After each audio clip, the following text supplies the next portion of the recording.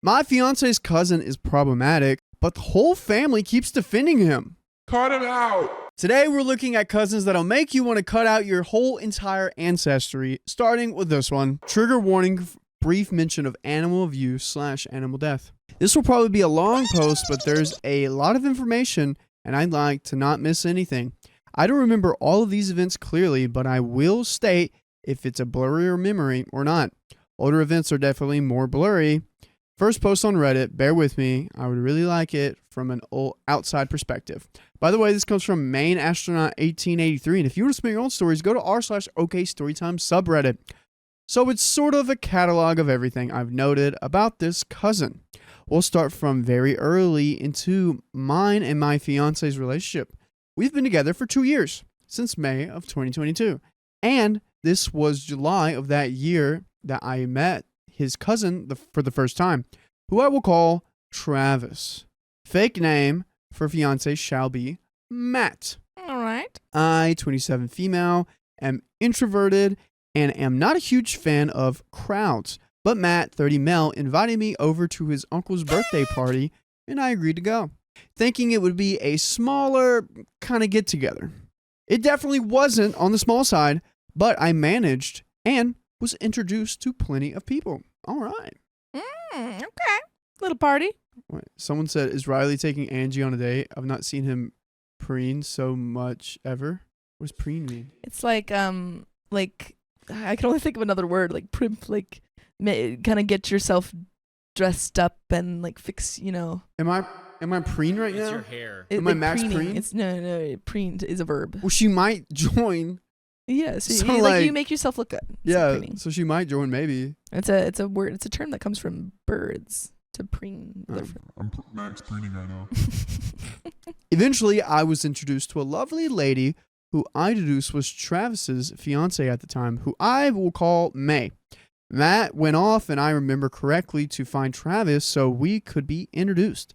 May and I were talking for the first couple of minutes about her and how the baby was doing and was taking its sweet time arriving. Y'all, she was really just a sweetie and had great vibes.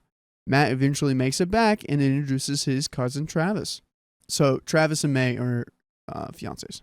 I don't know how many other people get this feeling, but I knew from the second I looked at him, he was bad news. I do not know how to describe it, but the instinct was saying to avoid him at all costs. Think rude frat boy energy. Gross. Jokes at other person's expenses are hilarious energy. What? Jokes like at... saying like he has this type of energy where like jokes at other people's expense. Yeah. Like, oh my gosh, you look like you're so cold because you have so many layers on. It's true. I do have 3 layers on right now. And she's about to be like, I'm cold. I'm cold. No, That's it's perfect temperature in here right now. Disagree. I trust my vibrator. What? That's how she said it. Her vibe radar. Okay, I'll put more in the D. Yeah, put some emphasis on that. Okay. What? I trust my vibe radar. Kept the conversation with him pretty short, and it was announced, luckily, that food was ready. So I scurried off to eat with Matt and his family. We stayed for maybe a couple of hours and then headed out. End first encounter with Travis. Second encounter was soon after. Travis was having trouble with his car and called Matt to come take a look, and I tagged along since we were planning on spending some time together. Travis damaged his car while driving under the influence. Ooh. Travis. We arrive and Travis is having a yelling conversation with his mom out front. What about? No idea. But I do remember May coming out holding her new baby, who was born the night of the uncle's birthday party. Holy cow. And telling him they need to at least try to keep it down. Everyone's still talking about the vibrator. Vibrator. Yeah, My what's everyone's vibrator. vibrator at? Huh? I feel like I'm a solid 3 right now. I'm at a negative. Wait, but are you saying like what's my vibe at, or what's like Your my vibe's understanding definitely of at a what? 2. Look at her It's face. crazy. It's freaking crazy. Nah, I don't know what your vibes are. Yeah, you don't. Yep. We arrive and Travis is having a yelling conversation with his mom out front. What about? No idea. But I do remember May coming out holding her new baby, was born the night of Uncle's birthday party, and telling them they need to at least try and keep it down. To which Travis replied, Shut up and stay out of it. which Ugh. I do not appreciate, but I stayed quiet and went inside and hung out with May while the guys were out messing with the car. Sometime later, they're finished. Travis gets to order a new car part, and we head out. End second encounter with Travis. Next encounter was for Travis's birthday, which was a party bus that May planned way in advance to get for him.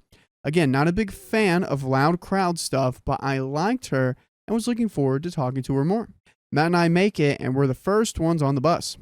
Everyone else comes practically at once, and Travis says no one else would be joining us, but May isn't there? The person who planned this? Maybe she couldn't find a babysitter and couldn't make it. The boys get to boozing and having a good time. I don't drink much anymore, and I know we'll need a designated driver between Matt and I, so easy choice. After time's up on the bus, the group gets off in different areas, and Travis is pretty messed up. Him and a friend of his are talking and ranting about relationships, but his friend is messed up too and says something along the lines of, dude, if she's being like this, just finish it. She ain't crap. So there was an argument between Travis and May, it seems. Okay, are they talking about the trigger warning we just talked about? No. Or are we talking about May? I'm talking about May. Oh, I thought like... Wait! No. To finish it? I thought they were talking about like their old dog. Like, she's acting like that. You just need to finish it. They're talking about the woman who Travis is engaged to and also the woman who planned this party. That's so messed up. They're like, yeah, you should break up with your fiance. Yikes. Yeah, you should. Yeah, she'd be honestly, way better off without you, dude. Yeah, she would be better off without you. This guy's wife says, don't give him advice right now. You've both been drinking. And he does not respond kindly, but it's time to get off the bus. Matt goes to check in with Travis while I get the car started, and we leave. End third encounter. It's established Travis enjoys his booze. We'll add stories Matt told me about Travis here. I was informed Travis is a felon, but he was stupid and a kid, but now he's grown up now. This information was given to me at the uncle's birthday party. I figured DUI and moved on. There was a time when Matt had been boozing with Travis and a group of friends. Everyone was basically passed out, and Matt was on the couch nearly sleeping when he hears Travis make a gross threat. I'm not writing what it was here. And Matt threw the old 1-2 unconsciously, eyes still closed. Wait, I'm sorry. He was like here and like Travis says something and Matt's like, ugh. Interesting. Matt gets hit back and there's a God. brawl. And some of the group wake up and separate them.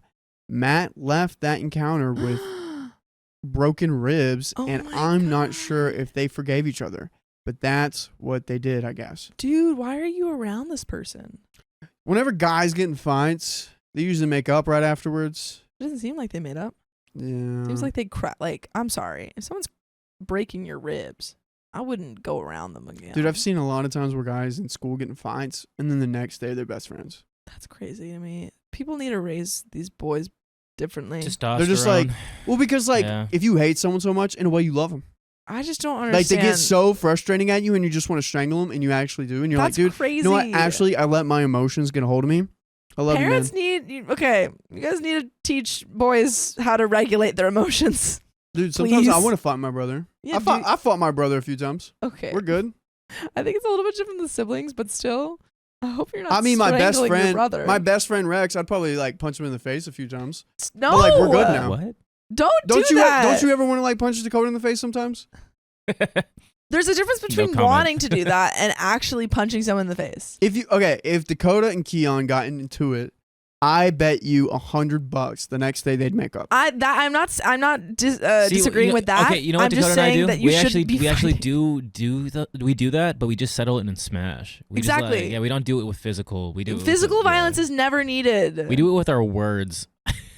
Dude. Yes, use your words. I just come Talk it from a out. different We world, hate.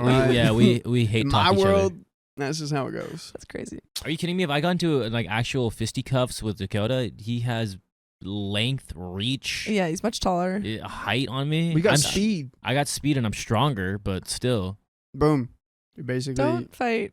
Stop. But no. Stop. Anyways, that first Christmas party was fairly uneventful. No big deal. Was happy to see May there.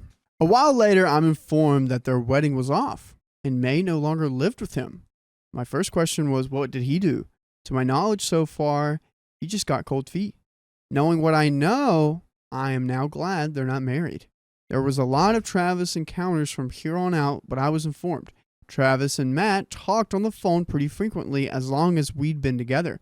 One day I come over and Matt lets me know that Travis has gotten a woman pregnant, and not just any woman, a married woman. Wait, what about May?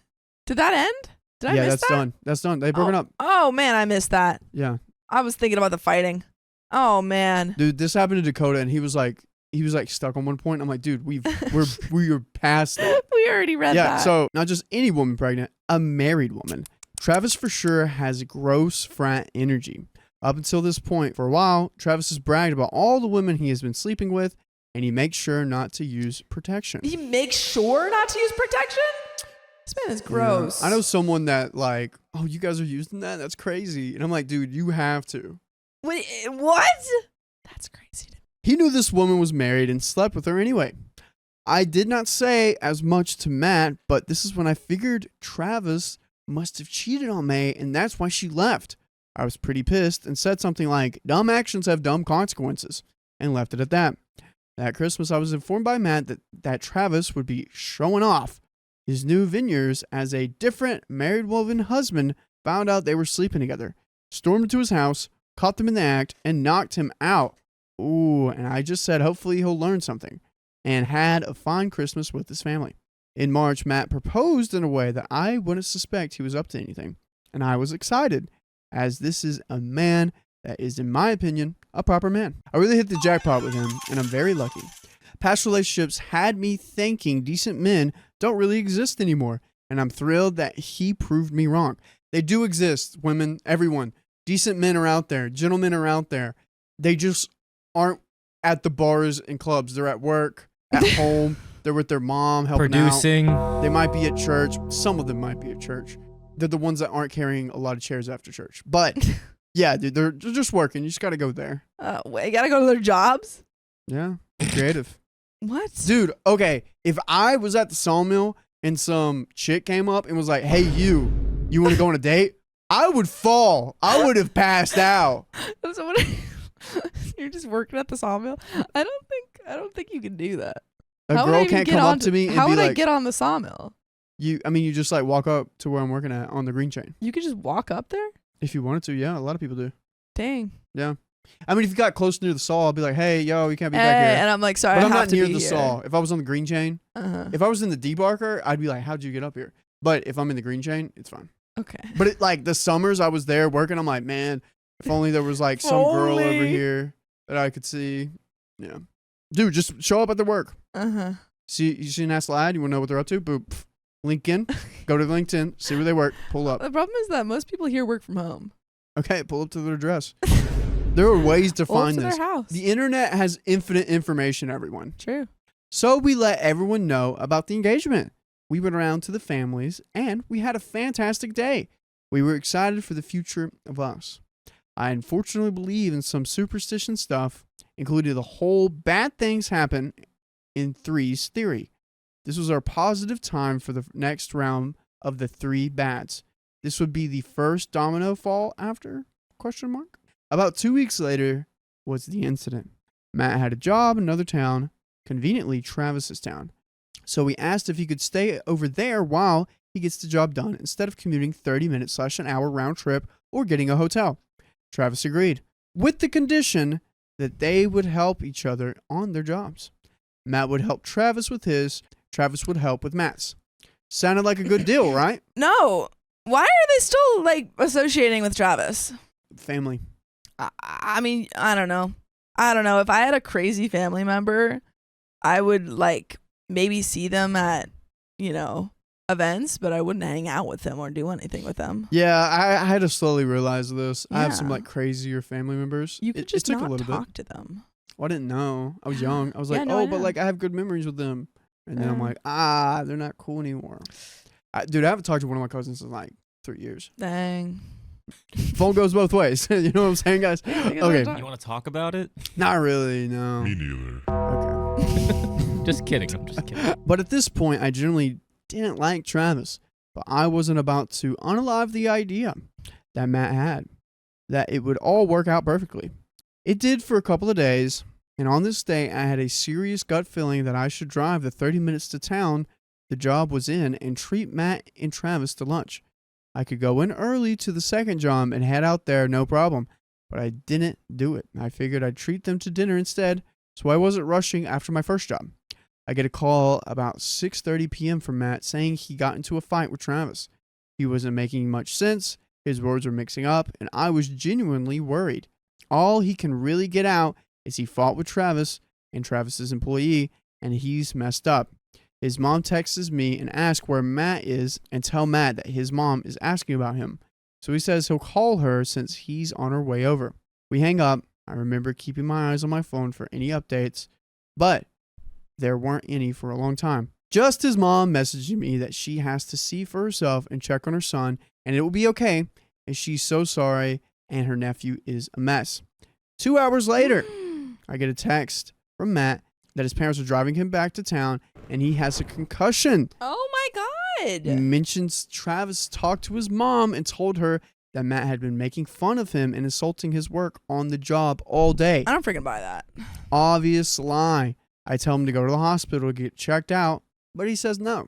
Okay, also, Bing Bing says, have a feeling Matt and Travis are in love. To clarify, Matt and Travis are cousins. Dude, even more.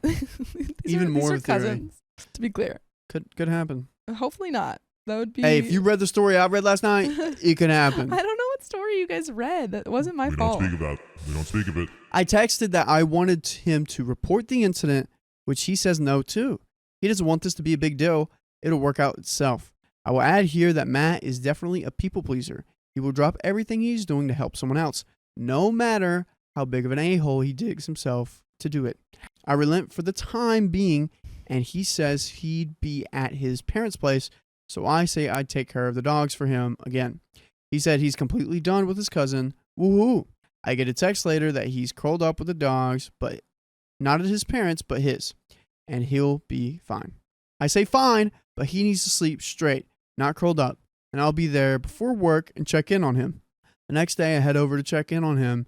The dogs are already out, so I figure they're being difficult. I go to check on him, completely curled in the blankets. Didn't see much of him, but we had a little conversation, and he finally looked up at me. I was not ready to see him like that. I absolutely felt like I got doused in cold water.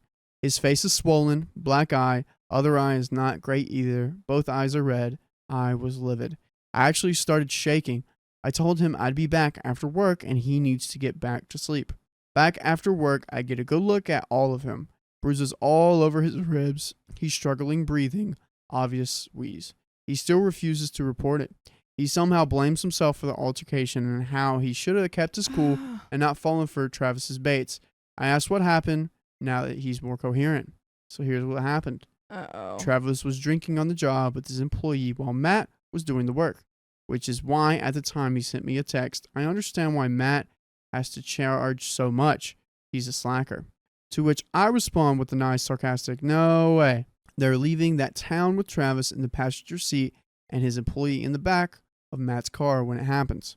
This was Travis's job, which was a different area than his hometown, but near enough. From what I'd been told, Travis rips into every insecurity Matt has ever confided in him.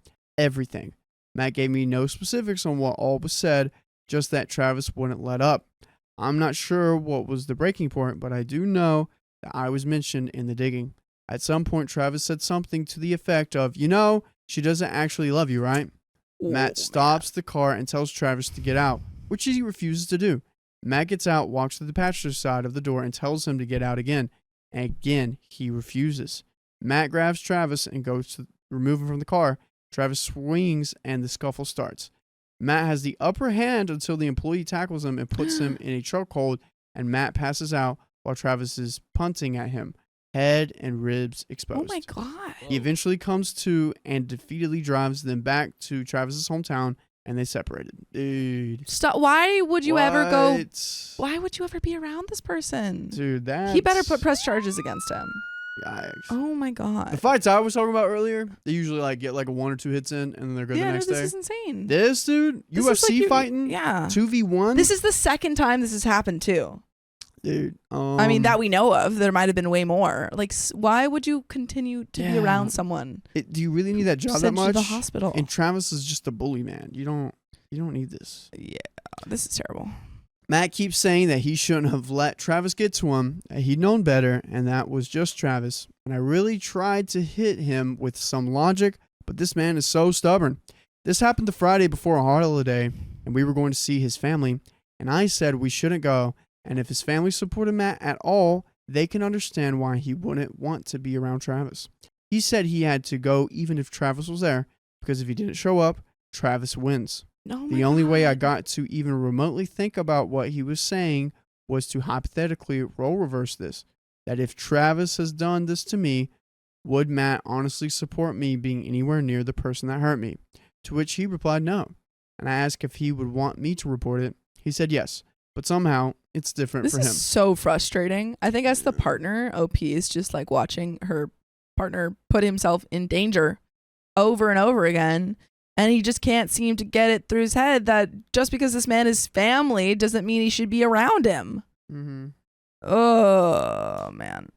This is whack, dude. This is super whack. We ended up going to the holiday with the decision that if Travis was there, we would stop in long enough to chat with his grandparents and Belle. We were also planning to avoid his Aunt Karen as she accused Matt of lying about the incident. On the way there, 3-hour drive, Matt informs me that Travis did what Travis did when he was younger to be a felon. Okay, this is where the trigger warning is. If you want to skip ahead, come back in like a couple minutes. Oh, goodness. I see you. It's not that bad. I mean, Okay. it's bad, but like they don't go into a lot of detail about it. It was like, remember in open season? So basically there's like a hunter and he's like, well, the deer hit my car. But like he's on the road and he sees a deer over there and he just like moves the car over, hits the deer and keeps going. Kind of what this is. Yeah, that's what I thought. I was right. There was a DUI involved. Unfortunately, it's a lot worse than I'm expecting. A lot of uproar about this. Travis unalived a kitten. No, not a kitten. Matt pulled up the news article about it. Proof that this guy sucks so much. Somehow he convinced his family it wasn't true and they believed him. Another story from the past of Travis is a friend of his that passed away while they were traveling together by falling off a balcony, which got me wondering if Travis hadn't been involved in his friend's death, but that was just a theory. Why are we... How can Matt be like, this happened, and then also I think maybe this happened, and then still be around this person? Yeah. Travis and his need for booze has me thinking he could do a lot of awful things when he's inebriated. Okay, so what happened with the kitten? He like hit it with a car. That's it. We were out to dinner with some of the family, and they kept asking what happened to Matt, which he would reply that he got in a fight that he shouldn't have gotten into. They fortunately asked his parents when they weren't satisfied and told them what happened with Travis. After the holiday the next day, luckily Travis wasn't at this get-together, but his mom would call Matt a liar. She couldn't even look at Matt. We headed out. Matt informs me his family is on his side. Matt wanted to finish that job in Travis's hometown, and it would be done with it as soon as possible. He calls me during the day. I answer, and he tells me he panicked and was freaking out because he thought the mailman knocking on the door had been Travis. I let him tell me more about it, and I suggest he has PTSD, which he vehemently denies. I basically tell him there's different levels of it. It's not all returning soldiers and stuff. He can feel this way. He shouldn't be ashamed. It was a traumatic event. I remember saying Travis is lucky I don't remember where he lives, which at least got a good laugh. Goodness gracious, dude. This guy got to get checked out. This guy's got to, dude, go to the hospital, go to a therapist. Like, dude, I think Matt doing? needs therapy if he's going to continue to be around this man. Yeah. Come on. Send him to jail. Put him in jail. Low key, this is kind of red Lock flag him for me. up. I think this is a red flag too. I think if I was OP, I would be pretty frustrated. If you're not going to be able to take care of yourself, Yeah. why would I think you can take care of me? Or I know be- you're trying to yeah. be tough, but like, you gotta. It's like you're Check putting that your out. pride above one, your safety, and also my safety. Mhm. Because I don't want to be around this person either. I let the parents know about this stuff, like his injuries. His mom made sure to get pictures for evidence. And my mom let me know some stuff she found while she was looking for negative reactions and such in case. The concussion could mess with his emotional state. could swing wildly from happy to mad to sad in a moment. He could go to sleep one night months from now and not wake up. I'm still very stressed about this being the case. The red in his eyes was something that happens when your oxygen has been cut for too long and you're seconds away from permanent brain damage. This is for Matt. Yeah. I would kind of say, like, I would put my foot down a little bit and say, like, I don't want to ever be near this man. I can't force you to not be near him, but, like, I don't know if, I don't want to say I don't know if this relationship can work out, but, like, if you do that, but Yeah. I would make it clear that it's serious. Yeah. Like, stop putting your pride above our safety as, like, a family unit. Yikes. My family is adamant that he tells his entire family that if Travis is invited and attending any family gathering in the future, we will not be there. We are a second chance family, but he absolutely spends his chance. There is no forgiveness now, in our opinion. Good. It was very quiet for a while until Matt got a call from a blocked number. And with his job, that unfortunately happens to clients sometimes, so he answers, and it was Travis apologizing. No. There was not one word of apology from the sounds of it, just stuff like, "We're not girls, be a man about this, let's move on," etc. Matt says, "I forgave you, but I'm never forgetting what happened. Recently, we needed to head to the store, so we made a trip out and planned to get dinner. I'm joking with Matt, and all of a sudden, he lurches back in 180s from the direction we were going. I asked what it was all about, and he said he saw Travis.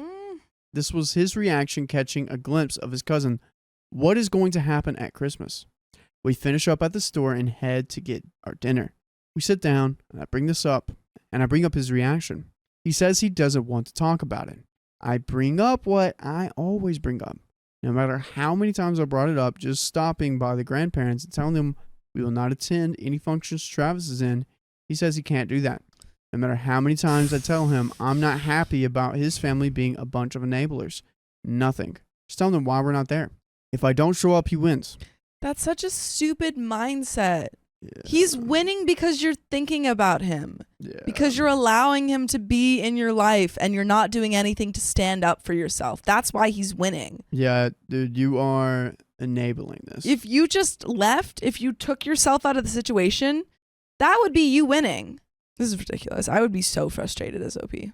That's just Travis, and he can mess up 1,000,001 times. When will it be enough? Will Matt have to pass away for them to stop? Or could they move past that too? He could have spun any story he wanted. I mentioned if Matt had been the aggressor, I'm sure it wouldn't be the same reaction from his family. The quiet of it all. He would have been excommunicado for sure. I asked if his grandparents would let us know when Travis left their house so we could go. True dramatic, something to that extent. Oh my God. Truth is, I'm getting angrier and angrier about this. I thought it would mellow out. I am mad. Matt is constantly pleasing the family, doesn't want to stir the pot. He is such a people pleaser, but he's gotten so much better about it. Except for, of course, when it comes to the family, everyone apparently is staying quiet until the grandparents are gone and when Travis and his mom won't be invited to any family events. I don't think that's good enough, but every family is different. It was a while we were at dinner, and I was brainstorming every possible out and plan about everything. When I get to informing the grandparents, he tells me they already know. I know if I were a grandparent, I would expect so much better from my grandkids. I would drop Travis until he's proven that he's bettered himself. He wouldn't be allowed back in. From my understanding, Grandma has a special connection with Travis, as they share the same birthday. Who cares? Who freaking cares? Wow. You share a special connection with an idiot. But yeah, that's yeah, just because you share one day out of 365 or 366, depending on the year, doesn't matter. No. Doesn't matter. They suck. Point is, there are only so many obstacles out there. The family is remaining quiet while grandparents are alive, and then no more Travis. Matt tells me I don't have to go. He knows I don't want to be there anyway, near Travis. He knows I don't want him anywhere near Travis, but he needs to spend time with his family. I ask what happens if Travis corners me, and he says that won't happen. I don't believe it. I know I get pushy on this, but this is the man I love and his cousin who could have unalived him. I want to spend time with his family too. They'll be my family within a year. So here I am, Reddit, asking for advice. He says he wishes we weren't in this position, but we are. So far, I feel like I have two options. I know Reddit loves some drama. Do I stay with my own family on Christmas, or do I go to his family on Christmas? Stay with your own family. If I do go, I'm planning something for just in case. I know how Travis is. I know he would absolutely corner me, so I do plan on giving him one more chance to back off.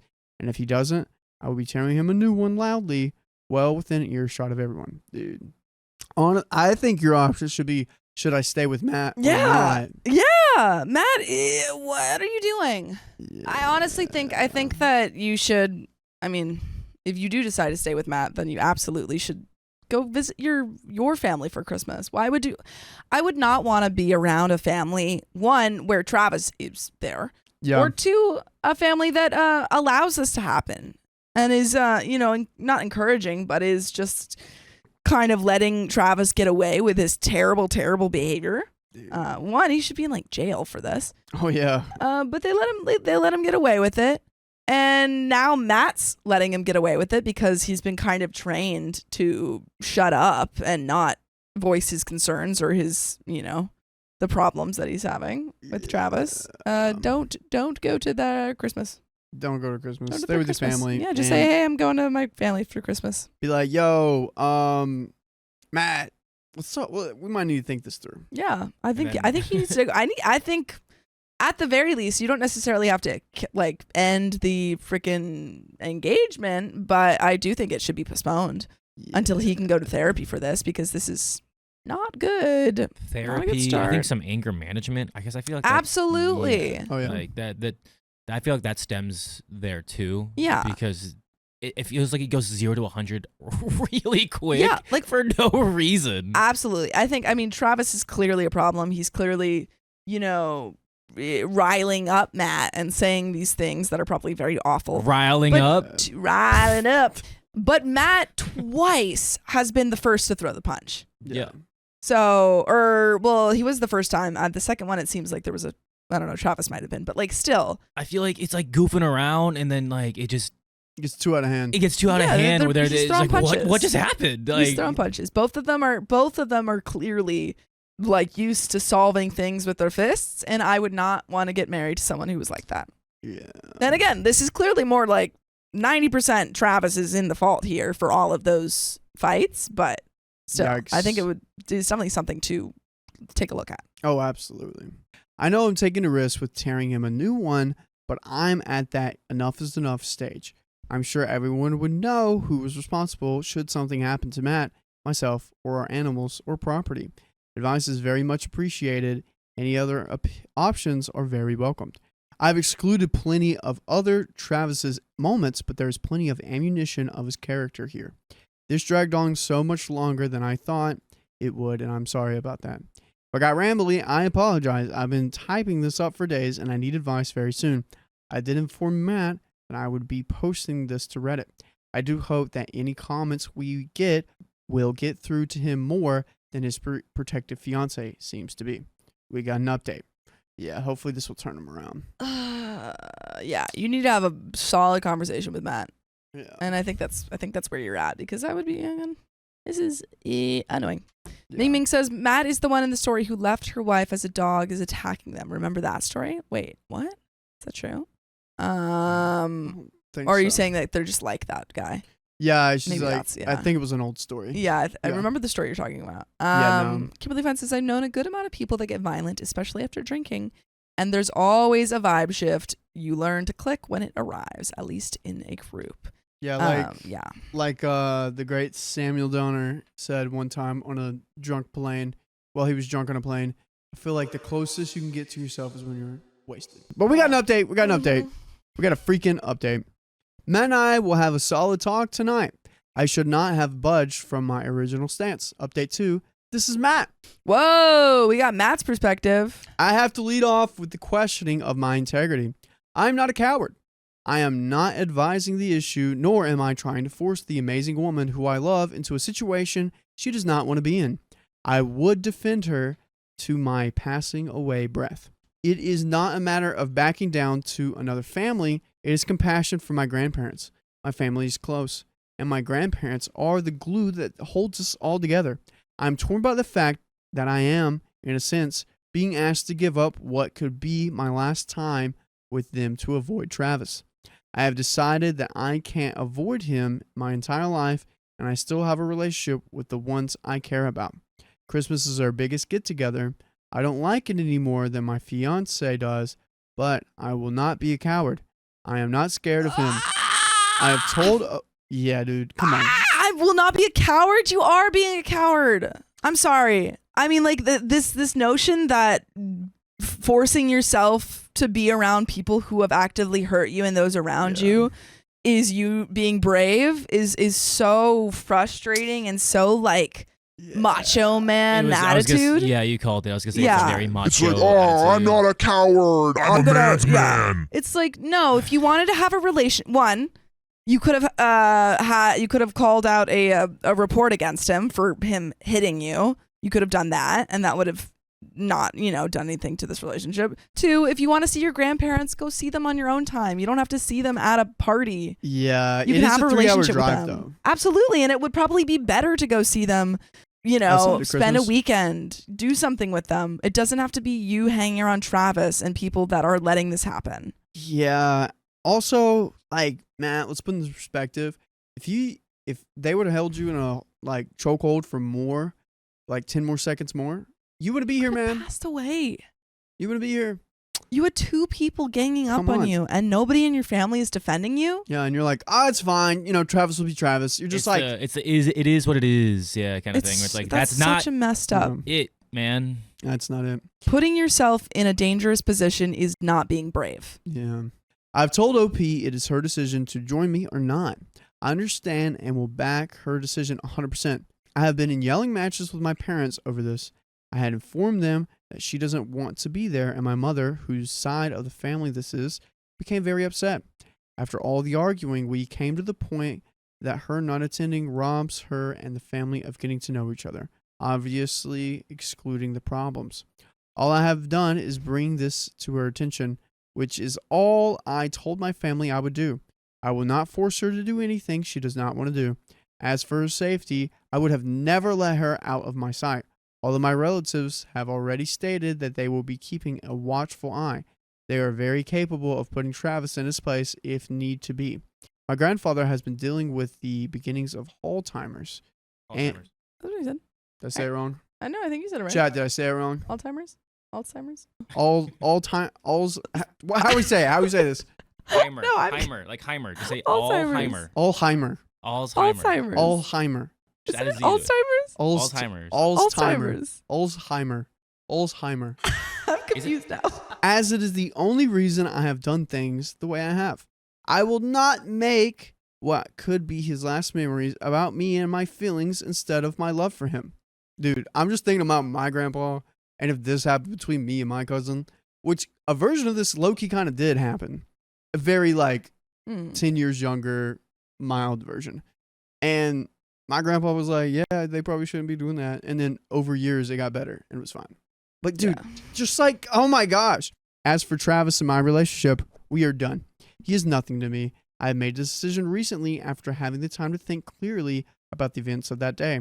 I have been placing blame upon myself for allowing my emotions to rule that day. However, I have decided that despite that, the actions of Travis outweigh my transgressions.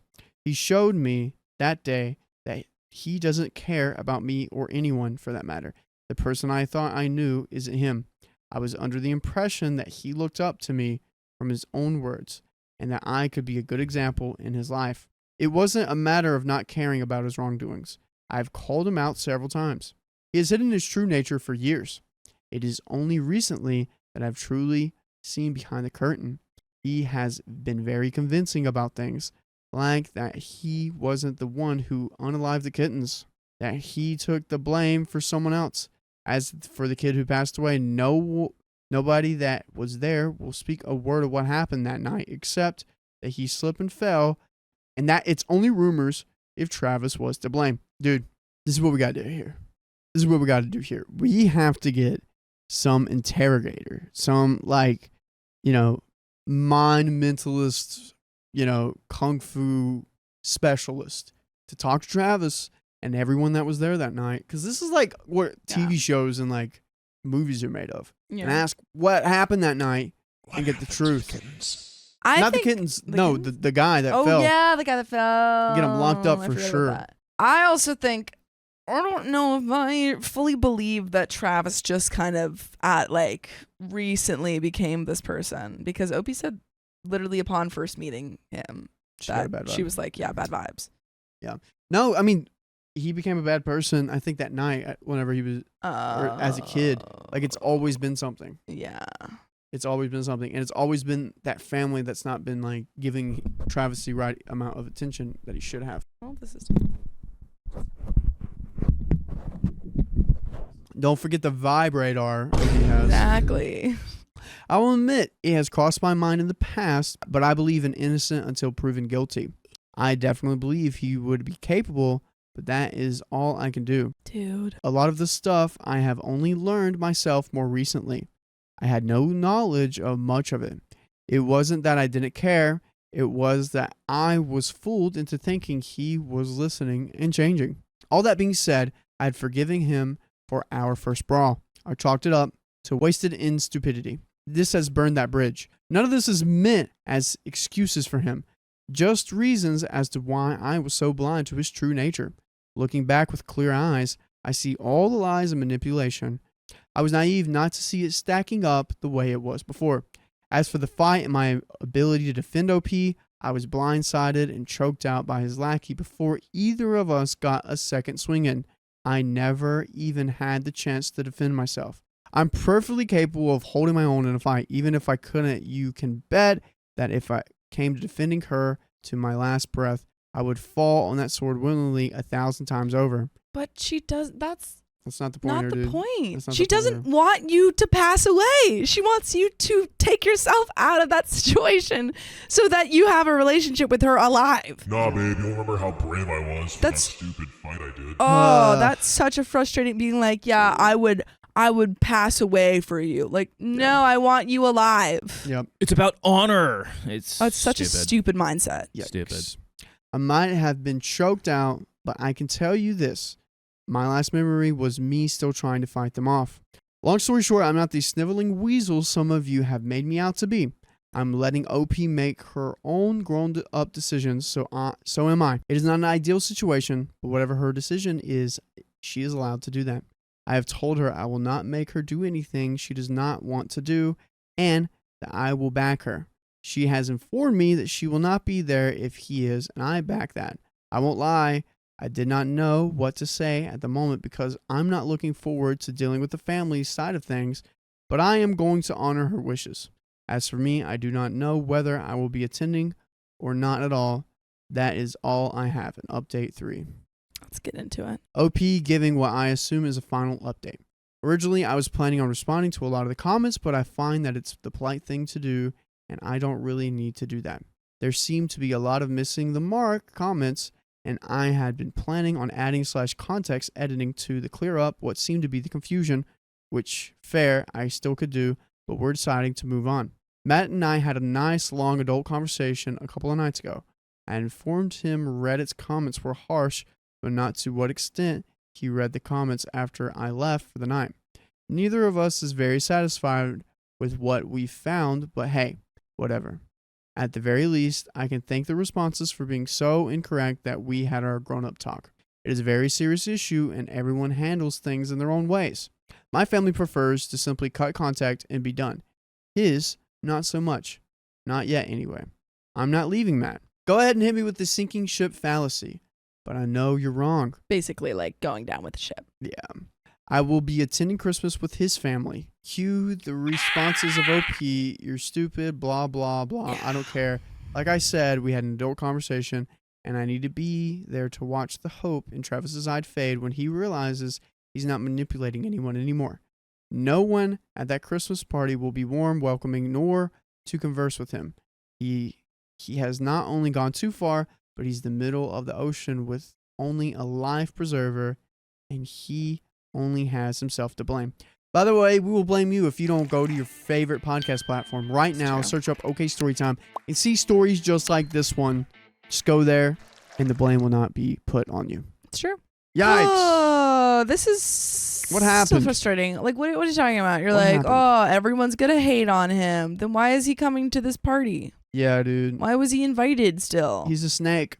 He's a snake. and Why he do knows you what have do. to? I don't know. He's family. Like, you've spent this whole story being like, I don't like, you don't need to be around him, blah blah blah blah blah, and then you switch up at the end and be like, Yeah. I want to be there. What? Bethany. Well, at least they're matched for each other. They're both dumb. Yeah, truly. Yeah, facts. Yikes. It's like everything you worked for, and then Literally, yeah. the whole thing was about you being like, I don't want to be there. I'm not going to be around him. And then You're like, going. we had an adult conversation and I need to be there. Okay. Why? OP, why? I don't know what you think you're proving. Of course, I do need to be there to see it. It's one thing to say something will happen. It's another thing to witness it. Comments got particularly nasty and just downright rude, which you open yourself up for when you post something on the internet, but it's just understand it loses you points of credibility in my book. I hope you all have a Merry Christmas / Happy Holidays and a Happy New Year. This is super frustrating. Yeah. We're like, oh, I was wrong. It's like, no, you weren't. Come You on. weren't wrong. Come the on. whole time we were on your side, and then you switched up, man. Bug says it's giving doormat thinks he's a guard dog, and that's so sad. Yeah. Kimberly Fine says think tank the family, just sit him down and be like, F Travis, am I right? Thoughts? A myriad? Yeah, am I right? Yeah, dude. Matt, like, this just hurts to see because I've been around families Yeah. like this. Like, I understand the dynamics of big families. Yeah. And, you know, you have some loose cannons in there. You work with them. You still be nice. You still keep them checked up. This This is is different. gone way too far. The thing is that sometimes you have family members that you don't like that you have to be around. But when a family member is actively physically harming someone in the family, they're not. No one would allow. Like if that happened in my family, I don't think they would be Yeah. allowed to. You know. Also, if we're going to Come this on. Christmas party, I'm getting there early, and I'm Yeah. making sure there is no alcohol to be found. Yeah. We are hiding it all. I would getting also rid of say it. like, hey, we should probably tell them to not have alcohol here if this is going to be a danger. Yeah. No Bethany- update and no comments from OP. But this was like a couple months ago. Oh wow. Nothing. Well, the only thing I found is just a funny comment where it's just like, Travis cheats. Matt doesn't care. Travis hits him. He doesn't care enough to report it. Travis has his way too much on your fiance. One day he will hurt you, and again, nobody will do anything about it. Matt is a fool. Don't marry him until he files a police report and gets therapy. Oh, or this will be your life, OP. Yeah. That's literally it. Yeah. Bethany says, I'm sure that him being ostracized and humiliated is not going to cause him to become violent and lash out. Bethany says, Travis is already volatile. They cause him to be ostracized. He's just going to lash out OP harder. This is Yeah. like baiting the bear. Yeah, That's the thing. OP is like, oh, I'm going to go and no one's going to want to talk to Travis and the light's going to leave his eye. Like, no, that's not what's going to happen. Either the people that you're thinking are going to uphold their side of the bargain are not going to do that because everyone seems to just let Travis get away with whatever he wants. Yeah. Or Travis is going to lash out. Yeah. And both of those options are not good. It's gonna get to the point like what we've said that OP's gonna get in the crosshairs or like Yeah. in that crossfire, and which we don't want, but maybe that'll see their ways. But even then, I doubt it. I doubt it too. But Yeah. guys, that is the end of that story. My sister's mother-in-law tried to control their wedding, so we did something petty. I love a good petty off. Disclaimer. I do accept everyone from all over the world and don't like to judge people based on where they are or where their ancestors came from. Oh boy, I can already tell this one's going to be interesting. Also, sorry, but this post is long and a bit of a ramble, and there may be a few errors. Sorry. So this story is from a few years ago when my sister got married, but I love to tell it and thought you might like it as well. So all names have been changed to protect the innocents. All names. I like how that was in all caps. Like the beginning of every word was capitalized. So glad you spelled that out. All names have been changed to protect the innocent. By the way, this comes from Inevitable Crazy 275 in the r/OK Storytime subreddit. So my sister, who I will call Sarah, met her husband, Jacob, about 8 years ago at work. They started dating a few months after and got engaged in 2020 and set a wedding date for 2022. Now, the reason for the long dating and 2-year engagement was because of his mother, who I will call Irina. Irina. Now, those stories are for another day, but oh boy, did Irina try to pull stunts during the wedding planning and the actual wedding. Oh, wow. Thought this is my favorite story to tell about the wedding. Now, sorry for the long rambling background before I tell the wedding story, which is kind of short, but it helps with context. I'm the middle child of 5 in my family, so my older sister, Lydia, is 6 years older than I am. Melissa is 4 years older than me. Sarah is 2 years younger than I am and was the baby of the family for a very long time until our youngest sister, Sky, was born when Sarah was 14. 2. I made the cake. I'm a baker and have been making desserts for family functions for 20 years since I was 10, as baking is my passion. I'm a bit of a people pleaser when it comes to dietary needs and try to accommodate everyone. So I made both Lydia and Melissa wedding cakes, so it was very important to Sarah that I make her cake. Okay, that's fair. You don't want to be left out. No, you got to keep it going. 3. The bridal party consisted of me, maid of honor, Lydia, Melissa, who were bridesmaids, and Sky was the flower girl, along with Lydia's daughter, who was 3 years old at the time of the wedding. Lydia's son, who was 7 at the time, was the ring bearer. The best man and the groomsmen were all good friends of Jacob. 4. All of us sisters can't stand Arena for many reasons, but one of the biggest reasons is because both of my parents passed away in a tragic accident shortly after Sarah started dating Jacob, and my sister's mother-in-law, Arena, had always wanted a daughter, but only had Jacob, so she was very excited when he found out Jacob was with someone who had 4 sisters. So she decided that because of our parents were both dead, she would be a parent to both of us. My God, that's like a lot to process. And also, what a run-on sentence. I had to breathe 4 times. Even though 4 of us were adults, she even went as far as to try to adopt Sky about 8 months after our parents died, even though Sky was living as happy as she could with Lydia and her husband and son. She made life a nightmare for Lydia, her husband, and Sky. What is wrong with this woman? Sounds like she's got problems. Problems. That's how you spell it. 5. Jacob's parents hated each other. Don't know why they got married in the first place. Divorced when he was 2, and his dad was a baker. Died when he was 12 of cancer. Okay. Oh, that's why, because he got like baker's lung. Oh wow. Yeah, he got the carbon, Oof. the burnt stuff in his lungs probably. Yeah. Okay. Now with the background out of the way, here is the story of Arena and the wedding cake. About a month after the engagement was announced, Arena and her husband, who I will call Elmer, invited us to celebrate Sarah and Jacob's engagement. After dinner, Arena had pulled out a binder I guess she made. It was literally titled Mine and Jacob's Perfect Wedding. Inside was all sorts of details such as venue locations, guest lists, 4 different bridal dresses for everybody's body types, what type of food was going to be served, how the cake should look, what Arena was going to wear, etc., etc. Hey, are you getting married to your son? Dude, like why looks like it. My and Jacob's perfect wedding. No, hey, me and Jacob. That's not even how you do that. Me and Jacob's. It should be perfect Jacob wedding. and I's. Yeah, and it should have Sarah's name on it, and it should even be your binder. Grammar man over there. What? I can't talk. That's unhinged, dude. God. For the mom to be like, my wedding with my son. Ugh. Sarah looked at Jacob in horror and asked him if he had already planned the wedding with his mother.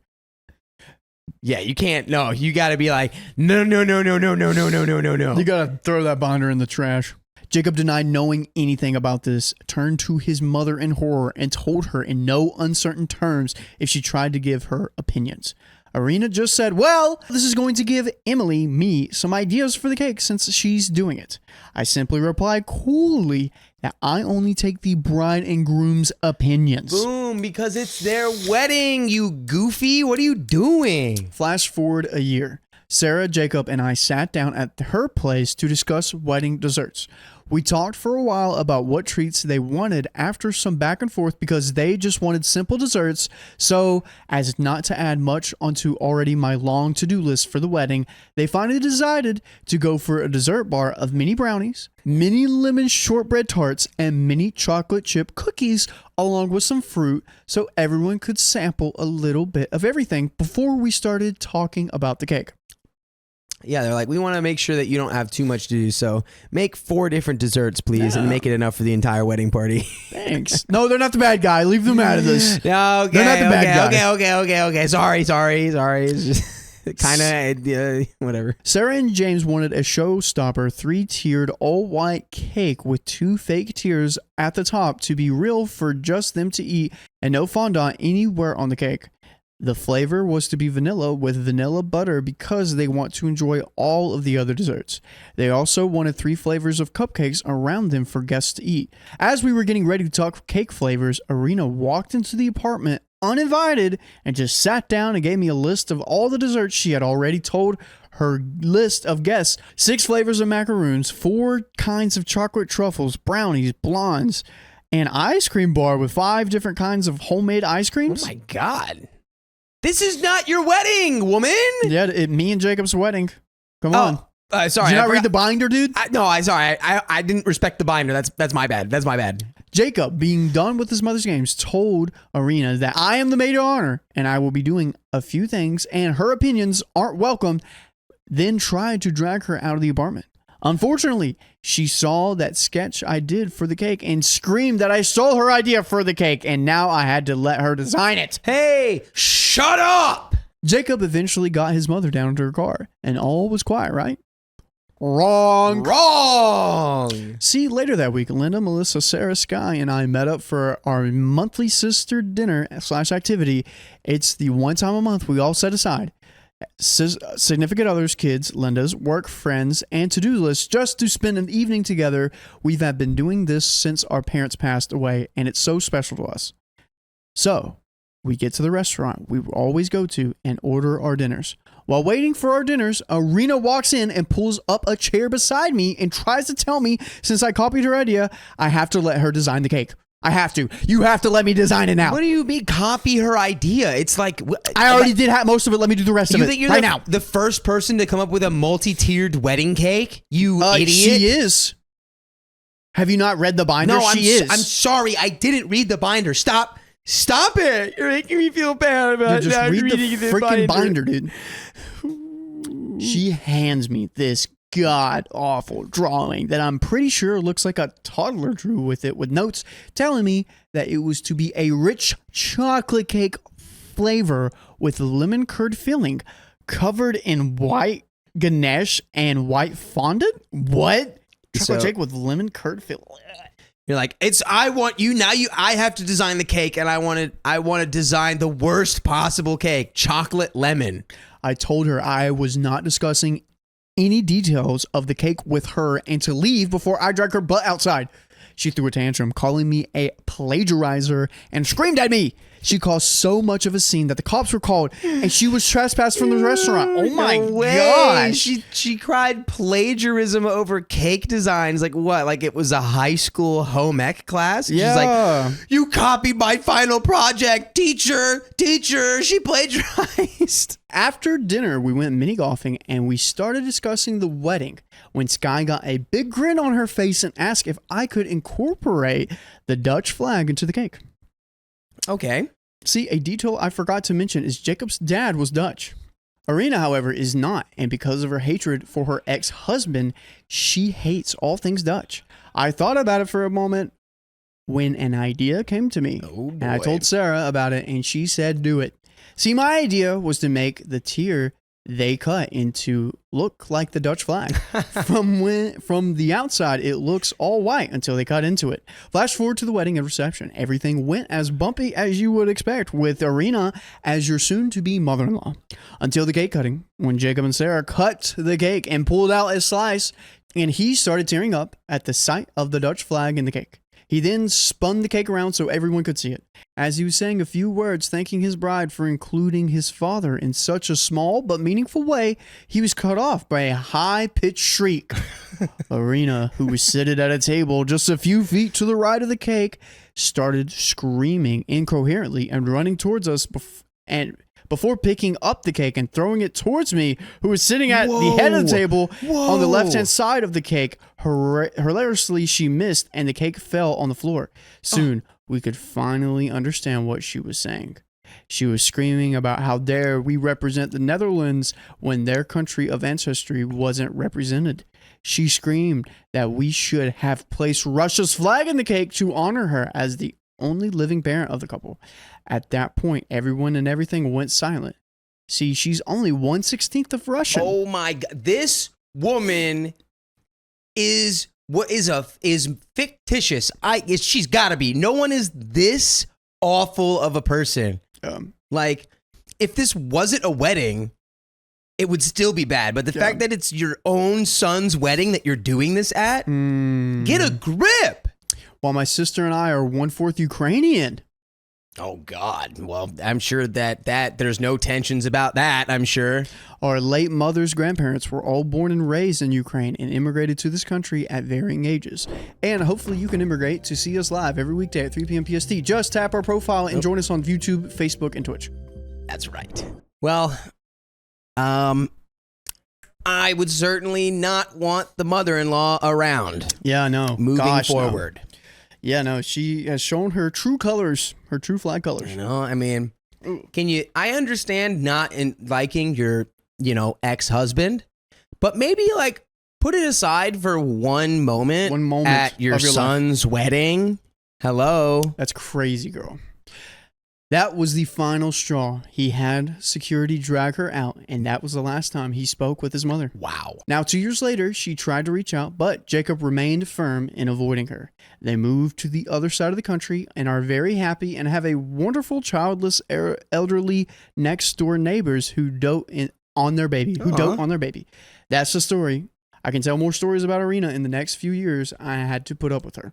And that's it. Wow. Girl, she is insane-o. I hope you never have to put up with her ever again. And I applaud your husband for immediately cutting him off. Yes, exactly. And that's the end of the story. I want my cousin and sister to walk me down the aisle, even though it should be my mom's job. Sometimes you need 2 people for one job.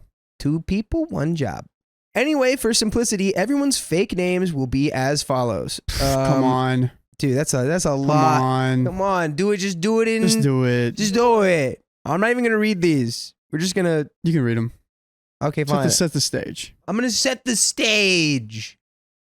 We've got Tammy, my sister, Layla, my cousin, Kira, my sister-in-law, my mom, Blake at Jackson and Cypress, who are my brothers, and Mila, a former teacher who is my friend now and is okay with me calling her by her first name, and Fiora, a woman I'm chatting with currently. By the way, this comes from user AwesomeTiger6842 on the r/OKStorytime subreddit. So, also for more context, my sister Tammy is technically my half-sister. We have a very close relationship, so I just call her my sister. I don't really need to distinguish if she's my full-blood sister or my half-sister because I'd love her all the same no matter what. Beautiful. Anyway, let's get into this story. All right, so I'm a 21-year-old gay woman and also an agnostic atheist. Trust me, this part will be relevant later on. I bet it will. As someone in her early 20s, I've thought a lot about how I'd want my wedding to go, whom I'd want in my bridal party, etc. Even though I'm not getting married for a while, I've been thinking about these things for a long time. I'm currently talking to Fiora, 29, trans male to female. I really like this woman and she's really cool. We've been talking for almost a month and a half. We video chatted a couple times. We're talking on Snapchat and they were a bit awkward.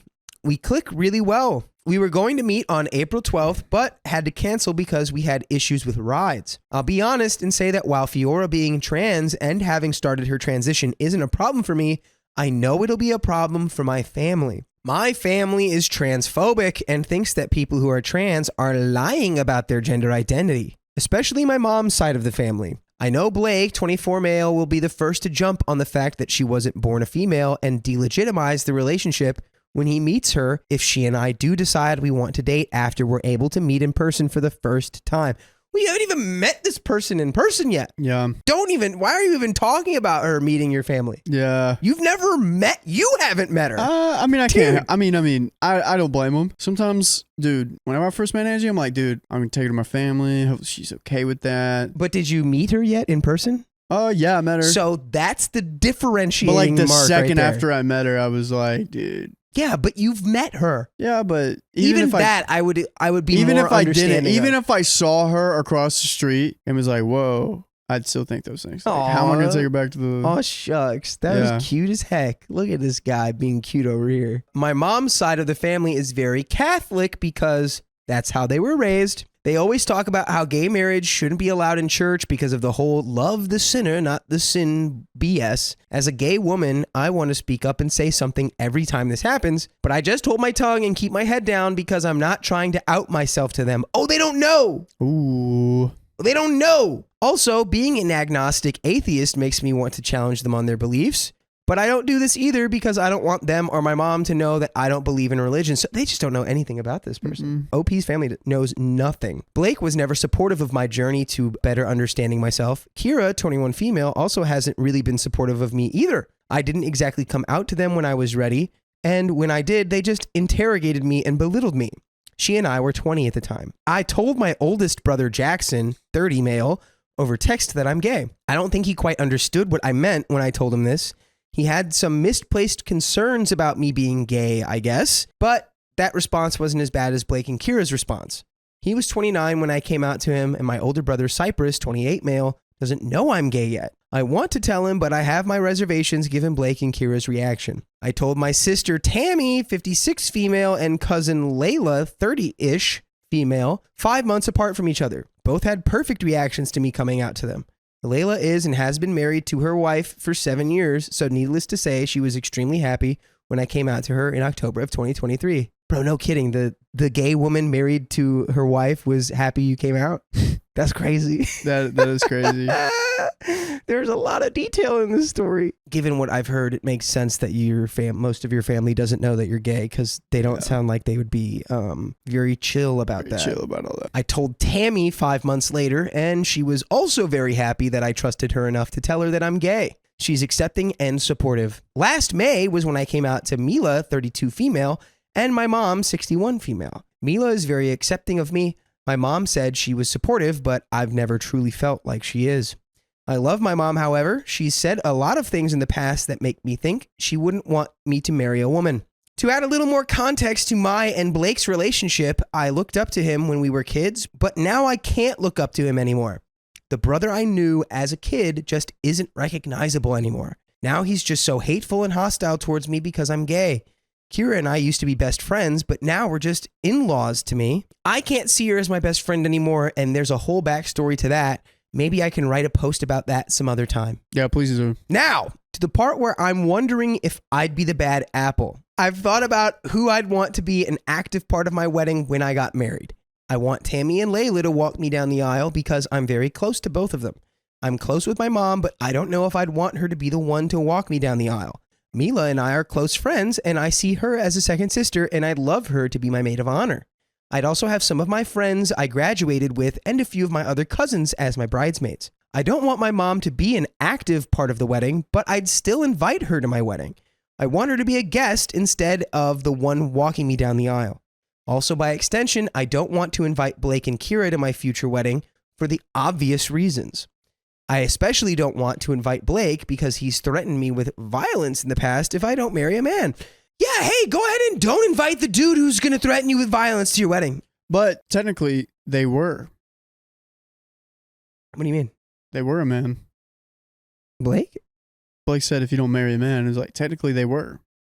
Ah, loophole. Loophole. I'm dating a trans male to female. Yeah. I'm marrying a trans. But I don't think they'd understand, so.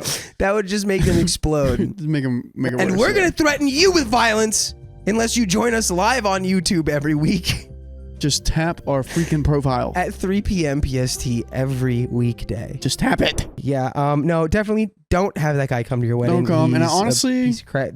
Anybody who does not support you as a lesbian woman, it's just going to make your day easier. Don't have them there. Yeah, I honestly probably be leaning on the cousin and the sister to walk you down the aisle. Don't think your mom's going to take it well. Anybody who's supporting you. I'm just calling that from a mile away. Don't have the homophobic family members attend your wedding. Yeah, because you're not going to have fun. You're just going to be wishing the day was over and everyone's going to be hating on you. I think it's like you've got two sides, right? If they're there, they're going to make things a nightmare for you. Yep. And then if they're not, you're going to be like, I wish they could be here. But you're wishing for the idealized version of them. Yeah. That don't exist. Yeah. So, I don't know. Just don't have them. Just don't have them. Don't have them. But let's see what happens. I'm looking for some outside perspectives. I don't think that this would make me the bad apple. However, some unbiased perspectives would be very helpful. So would I be the a-hole if I have my sister and cousin walk me down the aisle at my wedding instead of my mom? Also, would I be the bad apple if I just wanted my mom as a guest and to not invite Blake and Kira? No, those all sound reasonable. Nope, that all sounds incredibly... If your mom, but I know your mom's probably going to be like, oh my God. You're Because whatever. they raised Blake and Kira, and why did Blake and Kira have those mindsets, you know? Yeah, that's it. That's it. All right, well, that's the end of that story Yeah. and the end of this episode. Is it? Yep. Really? Yeah, dude. Wow. You get so shocked every time we do that. It's so funny. My sister sets an ultimatum for my baby's gender reveal, so I set my own demands. You have now entered negotiations with a master. My girlfriend, female 26, and I, male 29, found out in August that we were going to be parents to our first child. Generally, everyone was very happy about the news. By the way, this comes from Primary Tumbleweed 89 on the r/OK Storytime subreddit. So I felt shock because at the time, wasn't planned. I called my mother for reassurance and it helped. She wasn't happy. I told her over the phone call, which I understand, and I'm a likely a-hole for. I apologize, and we put it behind us. My sister has been supportive. She helped us move to a new house, wanted to take my partner out baby shopping in a few weeks. However, my mother was less helpful. We had a FaceTime mid-August about housing options, and then my mother randomly asked me if my partner was on the pill. I said yes, and I've seen her take it, and she asked if I was sure, almost like she was insinuating that I was baby trapped. Are you sure that wasn't a little breath mint she was taking? I have had worries about my sister. I'm happy she's excited, but I feel sometimes she's too much. She was talking about having the baby every weekend so we could do stuff as a couple, and I said we have to consider both families. She was also concerned about us moving a bit closer to my girlfriend's family instead of mine. She said I wouldn't get as much support and questioned the support from my partners as her mother lives 2 hours away. I said she comes down every weekend to look after her mother with dementia. We'll be fine. My sister offered to pay for our gender reveal scan. We both thought this was a lovely gesture and said yes. My sister understandably wanted to come because she's paying for it. I think that's allowed. And my sister told me that the one she was booking allowed up to 5 people to come and suggested we bring my mom along. I then said if she's coming, then my girlfriend's mom should come too. She disagreed because it's the only involvement they'll have during the pregnancy, and my girlfriend's family will be at other events. We said it's not about who we're including, it's about having support during a personal appointment, and my girlfriend doesn't want only all my family there. My mom previously said either it's just my family or no scan. I said fine, we'll pay for it ourselves. Yeah, it's an easy decision right there. Yeah, I'm kicking you out ASAP. My sister then messaged my girlfriend to explain her reasoning, which left her in tears. She also said my family likes to do things separate and they're a bit antisocial. They think meeting my girlfriend's mom at the scan will be awkward. We think this kind of reasoning is selfish and not putting our wishes first. My mom and sister are getting me to understand their reasoning. I do understand it. I just don't agree with it. My girlfriend's mom isn't bothered by them not wanting her there, just more by how it's affected us. She told me not to worry about them and hug me. She said she's happy to pay for it and for me to invite whoever I want. This is a post here because despite many agreements about our side of things, I have doubt because my sister was going to pay for it and I was considering my dad, but my girlfriend's mom believes that that would anger my family. Am I the a-hole? So it seems like it's like a disagreement about the guest list for this scan. Which at this point, if I'm OP, I'm like, no one's coming to the scan. You've all lost scan privileges and you will have to have the gender revealed to you at, I'm assuming they'll do some kind Just of party live stream it, you know, or something, make some kind of event out of it. We got an edit and an update. So, in conclusion, not the a-hole. To elaborate on a few things, the phone call with my mom, it wasn't an initial reaction of how dare I tell her on the phone. She was happy, said congrats, based on if we were deciding to keep it at the time. It was only found out she wasn't too happy when we recorded my sister's reaction. And at this event, I told my mother that I was driving to my dad's to see him the next day. My mom doesn't think my dad does enough for me. We see each other rarely in person, maybe like once or twice a year. but we get on fine. It was his first time being a grandfather and my mother's fourth time. My sister has 3 kids already. She's desperate for a fourth of her own, but my brother-in-law keeps telling her no. My mom, when I mentioned this, suggested just FaceTiming him, but I said no. And then she said, so he gets a live surprise and I get a phone call? Yeah, there it is. I told her I needed initial support, and sorry she found out this way. People have asked what's the situation with my dad. Him and my mom have been divorced for 24 years. He wasn't the kindest to my mother at the time, and I had a stepmother who kept driving a wedge between my dad and I, who has been out of the picture for a few years now. I've told him about this situation, and he thinks they're being ridiculous. I get people telling me I need a backbone. And yeah, it's something I've worked harder in therapy to get over. To provide a little backstory, I was an impressionable kid who was suspected of autism at a young age. My mom refused to take me to get assessed because she felt at the time that I should learn alongside the other neurotypical kids. This obviously didn't work because I constantly questioned myself, and with the aid of people like my sister reminding me of the little mistakes I made, it continued to knock my confidence back. It seems like the sister has been a problem child from the beginning. Yeah, it seems like there has been conflict, a long history of conflict here. It was only until a breakup, which happened when I was 23 and a downward spiral of depression, that I got more help. Doctor said I didn't have autism, but more likely anxiety. We're going to get back to the story, but Sam, you have a copious amount of something. What, John? X's. I have like 4 or 5 or 6. I heard of 6 with a 0 All behind right, it. that 60 number, comes from somewhere else. Where does that come from? It comes from our OK Storytime membership. Yeah, that's freaking right. We have 60 plus hours of exclusive live streams on Monday, Wednesdays, and Fridays. And it's only $5 a month, so go to the link in our description, youtube.com/OKOP show/join. Join a club almost as exclusive as Sam's X's. Well, let's get back to the story. Mom and sister insist I do because they think I'll get more support, but linking it with stuff in the post, it feels like grooming. And I push back on several occasions just to let me be. I get comments about how something I did was autistic thing, which I said stop to. My sister has 2 kids diagnosed with autism and 1 kid with ADHD, and she works for an autism charity. I went on Prozac after being diagnosed with anxiety and depression. I was also with an ex at the different time and saw subtle controlling methods through that, and we didn't work out afterwards. That was something my family helped me through, but I'm getting that narcissistic people can often not get along with other narcissistic people because they'll try and expose the other person to make themselves look better. So my growing up was conflicted because on one hand, there was nitpicking and on the other, care that seemed genuine. My mom has also suffered abusive relationships and grieved through the death of a partner, so I pinned weird behavior on that. There's a comment somewhere in here which explains a list of stuff my sister did a few years ago, which stopped her going to my mom and dad's wedding. And now I'm with a beautiful human being to start a family with, and while it's a shame my family couldn't be cooperative and understanding, she and our baby come first, and we need each other first and foremost. No one is dictating to us about who cares for them or anything else. I called my mom out for what she said about the baby trap. She apologized to me, but not to my partner who overheard conversation. Ever since then, she's been distant. Writing this now, I'm wondering to myself why I'm even letting her come to the scan if my partner's mom comes after her behavior. My mom backpedals a lot, says something that would annoy or upset someone, and then says it was a joke. Sounds like she just has a bad filter and then in post is like, oh, take that from the record. Yeah, can we actually roll that back? Yeah, we roll that back. That was a funny.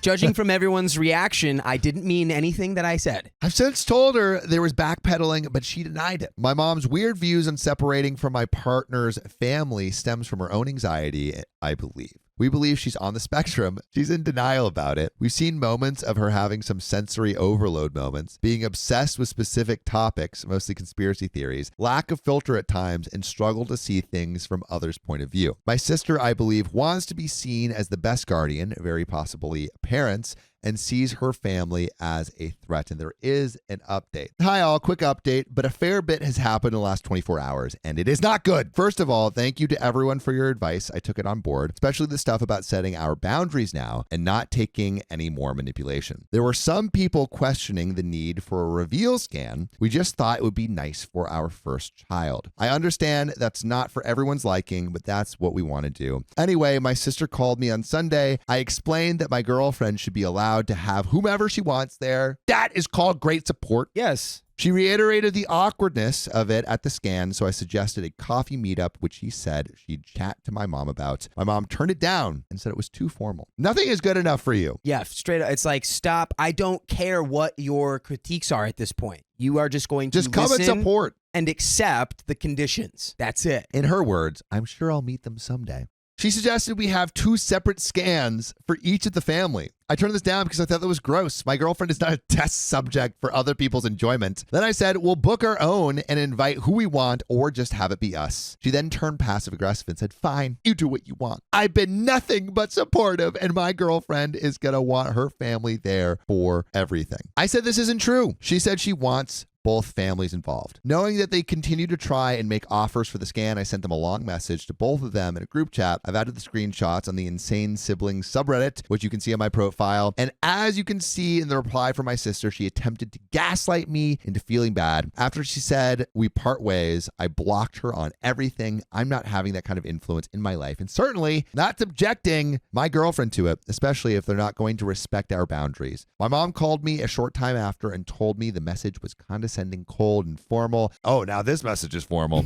And didn't understand why I was overreacting about the scan. Told me not to interrupt. Even a message I sent her, which was among the same lines as the one in the screenshot. I told her it's not about the scan. About the over-involvement in general. Clearly, my sister left details out because she didn't know about my sister wanting to look after the baby every weekend and being insecure about the support from my girlfriend's family. She said we should all meet up to chat. I'm not having them bully me, though. If I'm there to chat, I'm having someone in my corner. She said she didn't want us arguing, but I said the ball is in my sister's court. My mom is attempting to play peacemaker and has sided with my sister's erratic behavior, so neither of them I feel like I can really trust. As for the scan, my girlfriend and I booked our own scan, and we're having a reveal party next weekend where everyone is welcome. Yes, exactly. Honestly, that's probably the best. Although right now, I'm not inviting my mom and sister. I've explained the situation to my dad, and he's disgusted at them. My sister and I have different dads. Edit, sorry, I forgot to add, you're right that I should not have apologized to my mom for how I broke the news to her. He often comments on how my dad doesn't come down to see me, and it's mostly me going up there.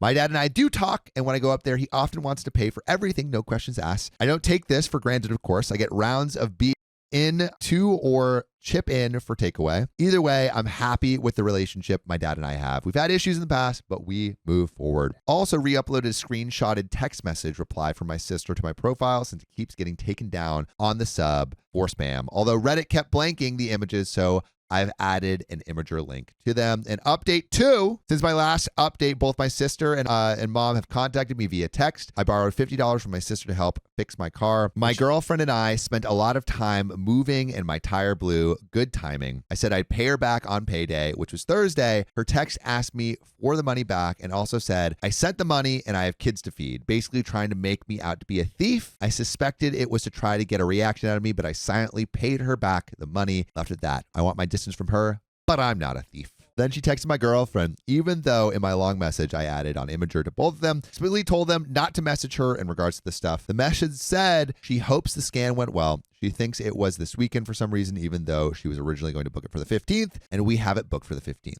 She also told her not to be upset about any of this and wants us both to be happy. I suspect she's fishing for information, and it's clear she cares more about the baby than her own relationship. My girlfriend hasn't responded. My nan texted me earlier in the week because of the issues with Reddit uploading my images. I'll post the contents of the chat here. Here is the quote. I hardly ever involve myself, but I love you all and I want to put it right. Before sister knew all the people in school, I went to every meeting with her. She feels socially shy meeting new people, so like mom, I was her comfort blanket. I've now stepped back. Please mend this rift. I think she realizes that you need space. She's breaking her heart. Hold out your hand. Her intentions are good. You made your point, but she adores you and thinks a lot of my girlfriend. My love to you both always. Please mend this rift. So grandma is now like... Grandma's getting involved. Grandma's getting involved. Grandma's being like, you're tearing me apart. Is this dementia grandma too? No, I think this is just tactical. Well, no. But like, does she have? Wait, is she? Because I remember there was someone who was taking care of a dementia. I think this. No, that was on the sister's side. That was on the sister's side. Yeah. That was on the or the exactly the girlfriend's side. Yes, the girlfriend's side. You know, and this is why sometimes as you get older, you get wiser. Yeah. And grandma said, I know exactly how to tactically And put it an end to seems this. like what grandma is saying. Oh, the sister's just super shy and that's why she didn't want anyone over. And like, this is something that's been happening throughout her whole life. And like, I was her security blanket back in the day. Yeah, so she's like, school. I'm giving you the sneak peek into what you might not understand. Yeah. Because, we all have vulnerabilities and insecurities and like things, we all have our own, right? Mhm. But it's like, just because the sister's anxious doesn't mean that she like is allowed to have this kind of control. No. And you don't, It's just more because of someone has an issue of insecurities and understanding. problems, doesn't mean you have to invite their insecurities and problems into your life. I left it a day, but I replied back that it's not my rift to mend. I don't want any breakups in the family, but I want my space. They've hurt me and controlled me too many times, and I'm not putting up with it anymore. My nanny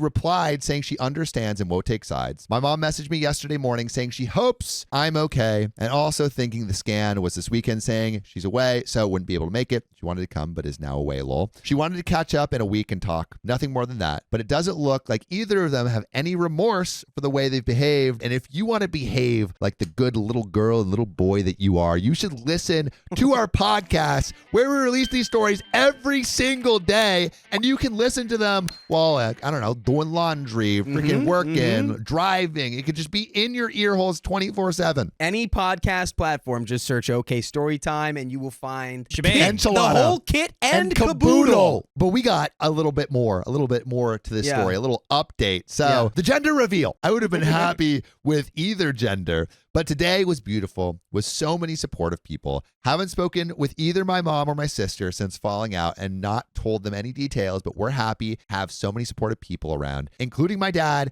and my younger siblings who traveled down for today. Was that in the Why story? is that there? I didn't put that there. Why is there one of the blue guys from the Wait. Eiffel? What? That's Eiffel 49 or whatever. How is that there? I'm blue. That is one of those Oh. guys. That is where that story ends. Well, I guess I'm so happy that's maybe there. he was sad Oh my goodness. because he's blue. Is that I want to say like someone put that in this story. My cousin tried to sabotage our other cousin's wedding by wearing white. And a wedding dress? Sorry for the length in advance and for any mistakes. English is not my mother tongue. This happened a few years ago. Cousin L, female, then 21, let's name her Louisa, was getting married. I live in another country, but offered to travel earlier to help with stuff and also offered to do her makeup. I have done wedding makeup professionally. She said yes to the help, but that our other cousin, J, female, Julia, 27 back then, would do her makeup. By the way, this comes from Weekly Piccolo 474 on the OK Storytime subreddit. This took me off guard, mostly because this cousin is legally blind with only 20% vision. She's like, she can't possibly do makeup better than me. Also, apparently to be legally blind, you just have to be like past negative 275. So technically, apparently, I'm legally blind. Really? Yeah, it shows. Do you have a prescription? Mm-hmm. What's your prescription? Negative 375, Oh. negative 275. Yeah, you're pretty blind. But my cousin said she had done her makeup a couple of times and trusted her, so I let it go. Fast forward to the week of the wedding. This is not part of the drama per se, but it was so bizarre I have to add it. The bachelorette party was cat themed. Oh. Not sexy Halloween cat costume kind of party. Nope. Picture a birthday party for a 3-year-old and you'll be in the right childish park. What does that even mean? Who I came know. up with this idea? She made us wear cat ears, paint our noses and whiskers. She even wore a tail. This just sounds like Dan and Phil fans. I don't know what that is. What is but that? Yeah. Sorry, that was a reference that maybe some of you will get.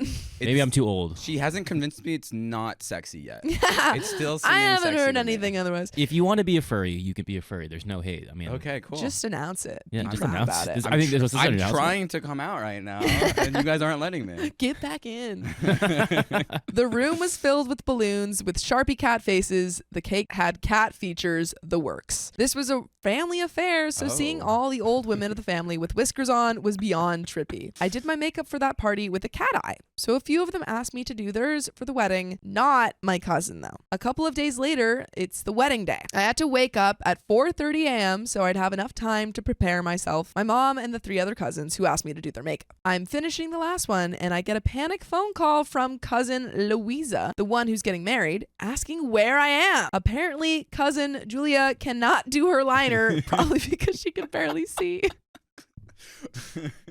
And I was supposed to do it, even though nobody told me. Why? this was not thought of before by anyone No, involved or because even the they person. really trusted Julia. But wasn't Julia like, I'm blind. You can't probably help don't want you. to ask me this. Or she's trying to So like sorry. empower herself. She And was it's like, you know I what? can I'm gonna do it. challenge myself. I just have to believe in myself. Yeah. And then she got there. She was like, "Ooh, I Turns out- believe too hard." Turns out belief doesn't get you past physical Mhm. impediments. Gets you halfway. Got my dad to take me there ASAP. Got to the bride's room and I see her makeup. There are no words. Oh no. First of all, my cousin is gorgeous. She has a beautiful olive skin tone, not a single blemish, gorgeous almond-shaped eyes, chiseled cheekbones. For her, I'd have added some shine, a tinted moisturizer, some blush, a natural eyeshadow. You know, the normal, natural blushing bride one expects. But that was not what cousin Julia had done. She had made Louisa buy a full coverage extra matte foundation that did not match her undertone at all. Not the undertone. Had done some heavy contour on her, no blush, no highlight, not even cover the dark spots under her eyes with a brighter concealer. She looked dehydrated and almost like a skull. Dang. No! Dang. Went from Helen of Troy to Skeletor. Like, oh my god.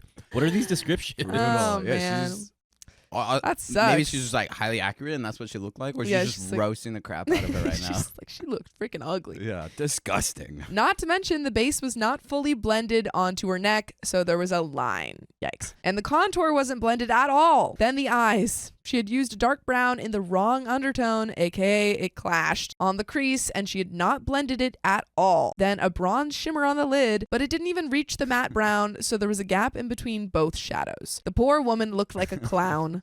Like the 3-year-old that had organized the cat party had also done her makeup. Jeez. OP is not she holding Zero. anything She back. has bars. Yeah. She's getting very descriptive. She could have been like, So oh, didn't descriptive. look good. That's all you had to say. She's like, no, she looked like a we clown. need these I hope- concrete details. I hope OP never insults me. I I don't think I could take it. I would cry. I would have to curl up in a ball and pass away. That's- I hope yeah, OP it's can only- like give me a compliment because that original compliment was like That compliment? olive shaped eyes, olive skin, like Yeah. like what? Yeah, I need but that. you don't get one without the other. You get Mhm. like a It's wildly wonderful compliment and like a soul crushing Yeah. insult. I didn't have a single brush with me. I was supposed to do eyeliner, and we were short on time. I still tried blending the harsh lines. Well, no chance. Julia had powdered everything down and used some glue-like fixing spray. Nothing on her face would budge a millimeter. There was no time to even wash her face, and she didn't even seem to realize how bad it was. no. Maybe she's like chill with it. Maybe she's like, yeah. Maybe she was like, I kind of like it, and OP's just really going in at her. If she did like a kitty bachelorette party, maybe she's like kind of Yeah, quirky. maybe she she's like likes- into the Yeah. extravagant whatever vibe. I did a small cute wing. She went to do her mascara and complained that the curler doesn't do a thing for her. It was missing the silicone bit, so it didn't even touch her eyelashes. I wonder whether she too can't see much. Oh my god, she's like maybe she's blind. Maybe she's too. blind. Jeez. She put her wedding dress on, gorgeous, very nice and simple, looked like something Audrey Hepburn would have worn. And off we went. Instead of walking down the aisle like a normal couple, he decided at the last minute that he wanted to see her arrive in the limousine, and we had a hilarious moment when she just grabbed him by the hand and quite literally dragged him down the aisle, walking ridiculously fast. Everyone was crying with laughter, but it was so like them that we actually loved it. They're quirky. I like That's them. so sweet. I like 'em. They're so quirky. So quirky. Ceremony goes well, and everybody's taking the mandatory pictures with the couple outside. That's when I see cousin Julia. She was wearing a white dress. Julia. Maybe well she's legally blind. So she was like, She's "Oh, like, I "This didn't know it is was white." She's like, I'm not colorblind, but I didn't know. I swear I didn't I thought it know. was green. What the That's hell? not so Julia. If you guys get that right, I don't get that. It's Brett. It's Charlie XCX. Never mind. Oh. I guess you guys don't understand. Sorry, I'm I not. guess It's not I Brat guess- Summer I'm anymore. not. I guess I'm in with the new, and you guys are out with the It's- old. I'm Not even really Broadham. It's kind of Brinter now. Not just white, nope, white lace. Knee length with tiny touches of gold thread at the waist and bottom seam, but a white dress. This is a hate crime. She can't see OP. She doesn't know. You're being This ableist. is so messed up. And her makeup was freaking flawless, y'all. What? natural, fresh, highlighted just right. She looked like a blushing bride. The girl who did the bride's makeup did her own makeup, maybe? Sabotage? I think this sounds like sabotage. I was beyond flabbergasted. Did she do it on purpose? Surely she must have. No way she can do her own makeup that well and F up the bride's one so badly. I had moved to another country 7 years before, as most of my family is a little toxic, and had gone low to no contact with her and the rest of them, except cousin Louisa and my parents. I love those three. I'm glad you love your parents. So I wasn't there long enough to get a feel for any jealousy or anything else, but I see no other explanation. And by the way, there is no explanation for you guys not joining us live every weekday on YouTube, Facebook, and TikTok And at Twitch 3 p.m. sometimes. and Twitch sometimes for the 4 people at 3 p.m. PST. Just tap our profile. I don't trust it. I feel like it's sabotage. You think sabotage? I think it's sabotage. We don't know why, but I think it's sabotage. What a wildly ballsy thing to do. Yeah, it's like if someone it is else's wedding. sabotage, to like mess with the bride's makeup and then show up flawless yourself. Yeah, show up flawless makeup, white dress. She's Uh-huh. like, let's just swap. It's I'm almost already here. so ballsy. I respect it. You were my practice. Yeah. It's so ballsy. It just might work. But there is a little bit left to this tale of Tell the saboteur. Nice with the cattail. Cattail. Cattail. As a little taste of my family toxicity during the reception, instead of the boring speeches, some of my cousins had prepared a mostly fun video. But a few of the not so fun jokes were centered about how cousin Louisa was adopted after her parents found her in a rubbish bin. Oh my god, where a G family must have dumped her because of her dark skin. Just full on racism? Wait. She's just a little more tan than the rest of us, but she looks just like her dad, and her tan just makes her look gorgeous. The sister of Julia has used this joke to bully Louisa since she was a toddler, by the way. I could make a whole post just on her BS. Just full-on racism at Louisa's wedding. Okay. Wait. Who's being racist here? What's Her going on? cousins. So her cousins, instead of the boring speeches, decided to make jokes about Louisa being darker. At her own wedding. At her own wedding. Again, Wild. this was a little taste. Just a little taste. Just this a was little, a little taste taste at a wedding. Literally Dude, just what? like using a slur at a wedding. Crazy. Jesus. The Crazy. sister of Julia has used this joke to bully Louisa since she was a toddler. By the way, I can make a whole post just in her BS. Anyways, the bride was too happy enjoying her day to even notice the fake bride walking about, and both cousins are now divorced. So I guess it doesn't matter. So it was a third one quite recently. I start to wonder if we are cursed. But it is one of those things that pops into my head at 3 a.m. and I wonder, what do y'all think?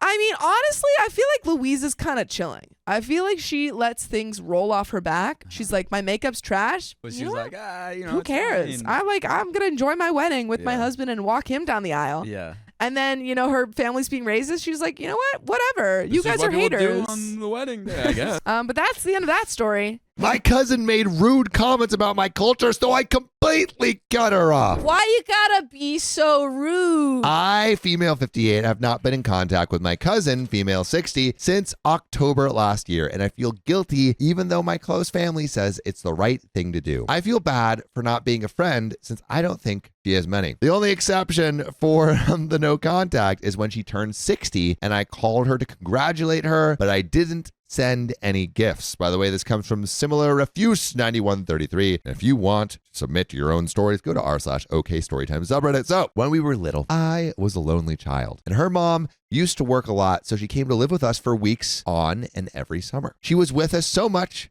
she was sort of a sister to me. Looking back, she was a bully, but she can also be very charming and fun. I believe even mom and dad were a bit scared of her when she was in a bad mood. She also drove away the only friend I had in my neighborhood by being extremely rude when said friend came to play. I still remember that day and how I stood in silence, too scared to say anything. I think I was 7. My friend left and never came back. I'm still ashamed for not defending her. I was told by my parents to be kind to my cousin since she was a guest. So I put up with a lot. But one day, I had enough and locked her in her room. I got such a scolding for that I have never seen the key to that room since. That was the only time I indicated something was not right. I was very shy and an extremely well-behaved kid. As we grew up, we continued to do things together. She came with us on family trips. And when we went to the same university, She tried to control who my friends were. That is the first time I decided to not contact her, but be civil and kind if she called. This went on for a few years, but when we started working and adult life started, I went back to normal contact. She was also not as controlling. As the years passed, we had our ups and downs, really fun time, but also her treating me like dirt. I just don't know if the extremes are worth it. Like if the fun times are worth being treated like dirt.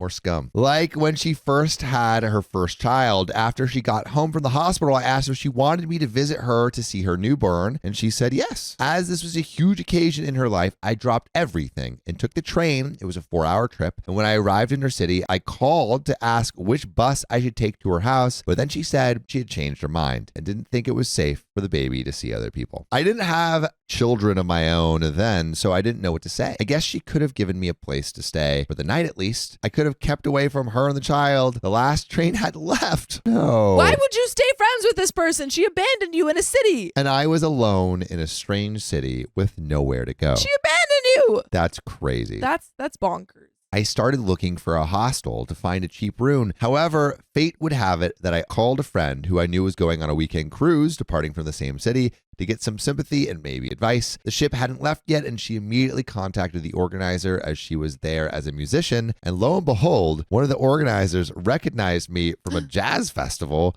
where I played and said I could tag along. So OP just happens to play sick jazz music and gets to go on the cruise? Okay, but like, that's really cool. Awesome story. You're like, yeah, this friend that, it's not great. I was supposed to be visiting them, and then they told me to that I couldn't come, but I was already in the city and I didn't know where to stay. And then I ripped it on the bass. Yeah. Or the saxophone. I literally just found this random jazz band. A random traveling troupe, and they took me in. And then I stayed with them for months. Yeah, now I live with a traveling jazz band. So from standing all alone in the rain, in tears, don't know if it rained, but it sure felt like it, I ended up having a blast on a cruise ship for 2 days. That's a fun For free. This also meant I forgave my cousin. I mean, it was sort of because of her I had such a lovely time. Oh, in a roundabout way. In a super roundabout. No, it's because of your cool friend, not her. Years went on and she had a divorce. We met soon after and had a long talk. She said she realized she hadn't always been nice to me and asked me to forgive her for everything. I was in tears and happily forgave her. It was a huge relief, and I was so happy we could finally be the loving sisters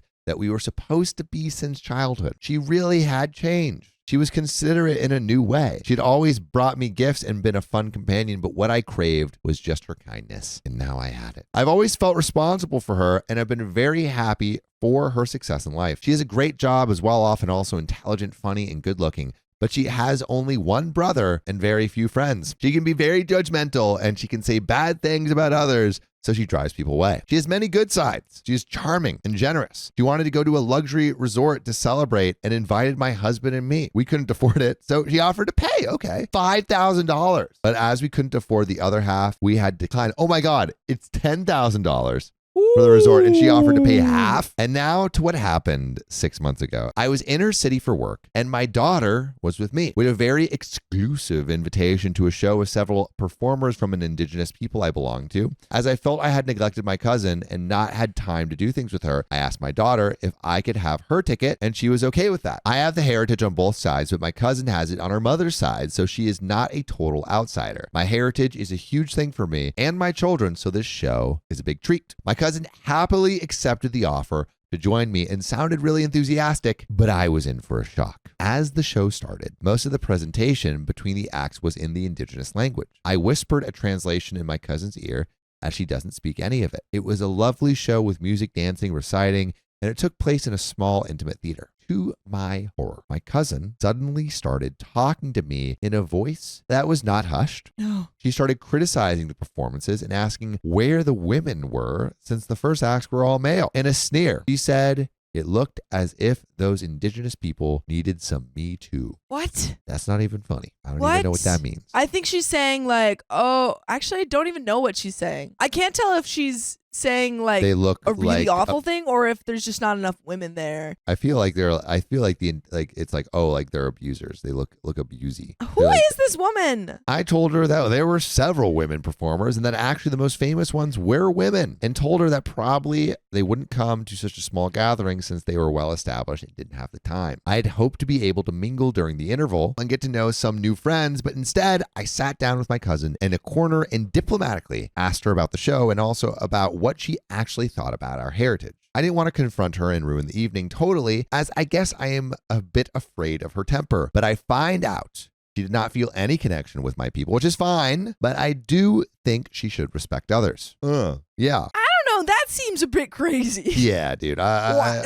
Respecting your high others, horse. that's a bit A of a little stretch. bit too much. I mean, you can't respect others. I mean, there's too many people to respect. I respect myself.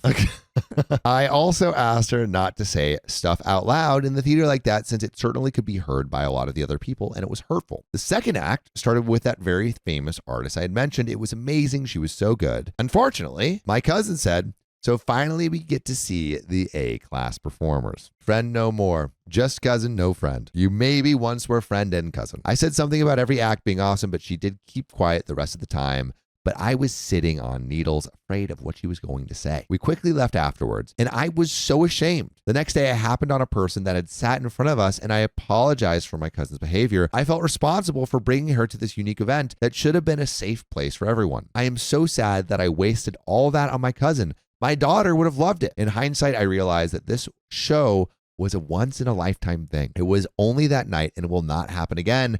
By the way, luckily, this show is not a once-in-a-lifetime thing. It happens every day, but feels once in a lifetime because You're never going to get back these jokes. you're never going to get back these jokes, especially if you come in live. It's true. So go to Spotify, Apple Podcasts, or your favorite podcast app and search OK Storytime. There's another relevant update, but let's discuss. Should this cousin remain a friend or should it be banished to just cousinness? Banish it. Banish him. I banish you, cousin. This person does not deserve as high of a place in your life as you have. I just don't understand why we invited her to this event at all. You know, like the daughter was already ready to go. Yeah. Daughter had the ticket, and then we decided last minute to invite Because she wanted to. cousin. She wanted because to spend time. I don't know. yeah, I say banish this person from your life. All in favor, say aye. Aye. The ayes have it. Well, I Motion still feel passed. extremely hurt, and people around me have said that my cousin has shown she does not wish me well. I also feel like such a pushover. I should have asked her to leave. Instead, I have just stopped contacting her. I don't want to confront her because this was the final straw. I don't think I will ever trust her again. And also, I really don't want the drama. I still feel bad though, as if I did something wrong. So, am I the a-hole for saying nothing and just dropping horror? Or am I perhaps the a-hole for not standing up for myself? If anything, you're the a-hole for not standing up for yourself. for yourself. Respect yourself. My cousin's mother-in-law wants to join their honeymoon, so I called her out. Sorry, three's a crowd. Yeah, I, 25 female, have always been close to my cousin, 32 female. A little background, my cousin is very polite and sensitive, the kind of person who can't say no. If someone bullies her, she will just come back home and cry. By the way, this comes from user Pluto6780, and if you want to submit your own stories, go to the r/OK Storytime subreddit. Anyways, my cousin fell in love with her now husband, 36 female, almost 5 years ago. In these 5 years, her mother-in-law never missed a chance to third wheel. They're going on a date. Mother-in-law wants to join. They're having a trip. How can mother-in-law be alone in her home? They want to watch cinema. Mother-in-law wants to watch it too. She has no one else to go. They're going to a resort. Mother-in-law is too sick to be left alone. In truth, my cousin never had a date with her husband/lover without his mother. I was genuinely worried about this, but it's not my life. I have no say in it. But my patience crossed the limit on their wedding. The marriage happened in February this year. Her mother-in-law came to the wedding in a classic wedding dress with heavy jewelries, flowers, and a crown in her hair. She just needed a veil to be bride. Except for the veil, everything was there. She was even carrying a bouquet of red roses. That's interesting. That's crazy. Oh my God. The moment she entered, everybody looked at her with wide eyes, and I saw my cousin's face fall. Dude, if I were the cousin, I'd be like, I don't know if I can go through this marriage because husband, you're not putting up any boundaries with your mom, and you haven't ever put up boundaries with your mom the whole relationship. Yeah, this would be a straight up actually like, hey, completely reanalyzing everything depending on how you react to this moment. Yep.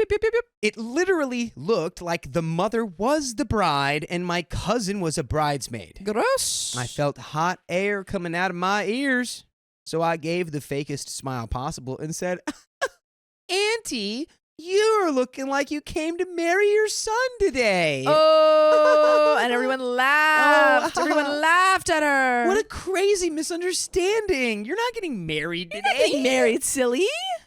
To my utter surprise, some of the relatives laughed out loud. Yes. Someone even passed a comment like she dressed a little nicer than her own wedding 40 years ago.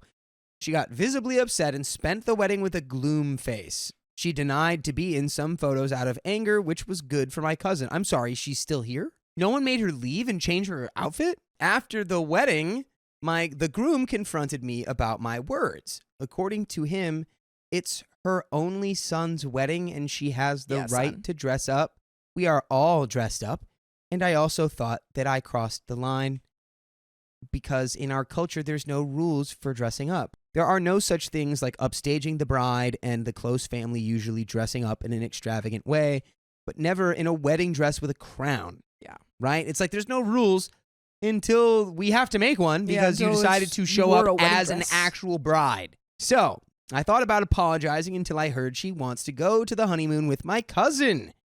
Whoa! No. What are we doing? No.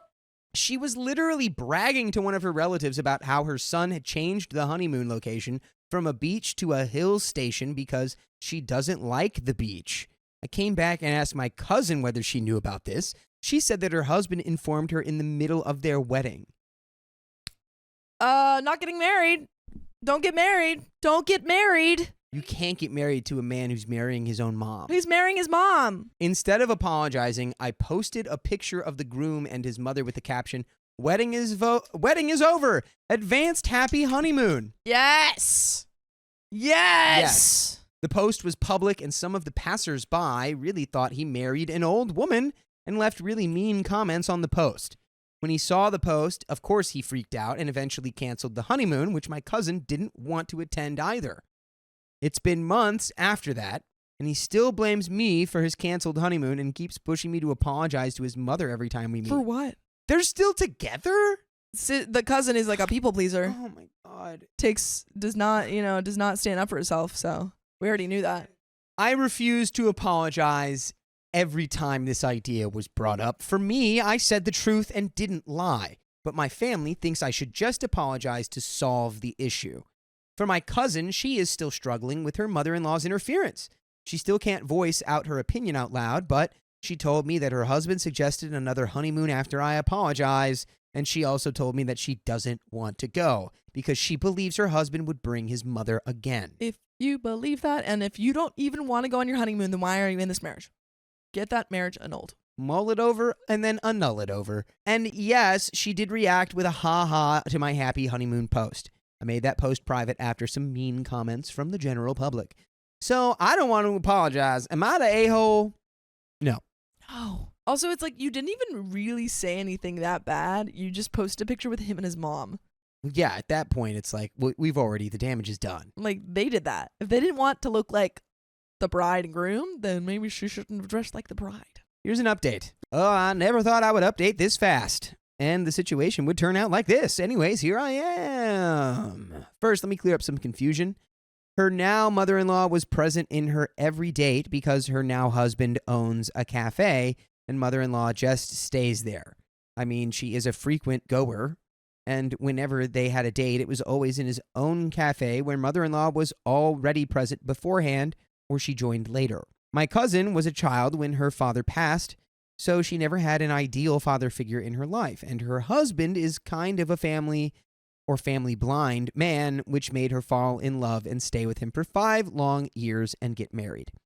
Now, after reading your comments, I decided to have a talk with my mother that same night. She told me that I was interfering in a husband-wife matter. It is their private business, and if they can't solve their problems themselves, then they shouldn't be or stay married. I am not their marriage counselor and I shouldn't try to be one. I agree. It sounded like selfish, but my mother was so right.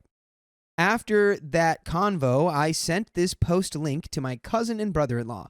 Ooh, so it's been revealed. The general public's knowledge has been revealed. Yes. According to the comments, they both needed this eye-opener. But my cousin doesn't open links unless you force her to open and read it. And before I could get a free moment to call her, my brother-in-law read this post. He called me immediately and asked me to meet him. I was not ready to meet or even talk with him, but he requested and said it was urgent. So I meet him in a public place and he showed me some chats.